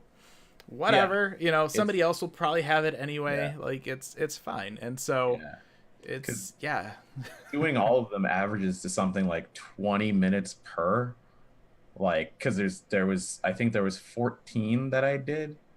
And like with like 6 hours, that's that's quite a little bit of time, you know. I mean, it wasn't an over an exaggeration. We said it is a what did I say? Something sprint. It's like a marathon sprint or something like that. It's like it's chaotic. It really is. And so, you know, the best of what we have. I mean, obviously, there's things that we have recorded that we didn't show. Like, I didn't post anything about the Aldianaux. But I think that's out there. I think somebody put it out. It might have been Ethis. I don't know for sure. I feel like that would be an Ethis thing. I mean, it would be something he would do. But I mean, and that's part of what's so great. Like, we're not the only FF. Well, let me take that back. We're probably one of the only really dedicated FF sites, but there are other sites that cover it. That were there. There are, you know, you have all the influencers that are focused on it. Do great work. So there are other sites and other channels that you can get information from. So if we don't have everything, yes, it sucks, and yes, we did beat ourselves up a little bit after the fact. We said, a lot of it, oh, hey, we didn't get that thing. So much. But there's, you know, a dozen people on YouTube that do have it, or somebody does, right, somewhere. So, and it's also interesting because I think we're the only outlet that had 2 people there, and so Worked a Game may have had both of them. Maybe they may. You know what? That's true. They may have, because it's like if we didn't have 2 people, we'd be yeah, Like, it'd be rough. It'd be rough. But yeah. I do. While we're talking about that, I want to give a shout out to everybody else that was there. Yes. I know on our day, we knew a few people. Elliot from Massively OP. Yeah. And then we met the guys from Easy Allies and PlayStation Blog that have their stuff up now as well. PlayStation Blog, they transcribed the entire interview. We shared an interview with the two of them. So you can check out all those questions in there. There was Heather from Kotaku, who we talked about Summoner for a bit. Like that was awesome. Yeah, shout out to Kotaku out there. Yeah. Then all the influencers. I mean, Happy, Mary, Larry, Tate. Like yeah, there were a lot there. Yeah, absolutely. So obviously check out our coverage first, right? Because we're gonna be biased. But there's a lot out there. So, I mean, like for me, like I wanted to know a lot about Dancer, and so like we have stuff on Dancer, but maybe there's even if we had everything, there's always a different POV on it. And so, like if you're excited about one job, don't just watch one person's video and be like, oh, that's it. That's everything's finalized, and that's it. That's how the job's gonna work, guaranteed. Look at a bunch of different stuff. Yeah, we have a good overview, and then what you're interested in. There's an influencer out there. I know Zeno did a 2-hour-long video talking about all the tanks. Like, if you're interested in tanks, it's insane. Look for absolutely that insane. Yeah, it's that kind of stuff. I mean, I don't think anybody had all the tooltips posted like was. I think in terms of like written, I don't think so. We went pretty like nuts with the written stuff, but everybody else does have summaries and stuff like that. But check out everything. Like, I mean, we're 27 days away now. Yes. So no show next week. I'm flying to E3 already. Where did that come from? But we should be back. I think the following week. We'll have hands on with Titania. Yeah, that's true. So that'll be a thing. Boy, there will be when is there should be a live letter.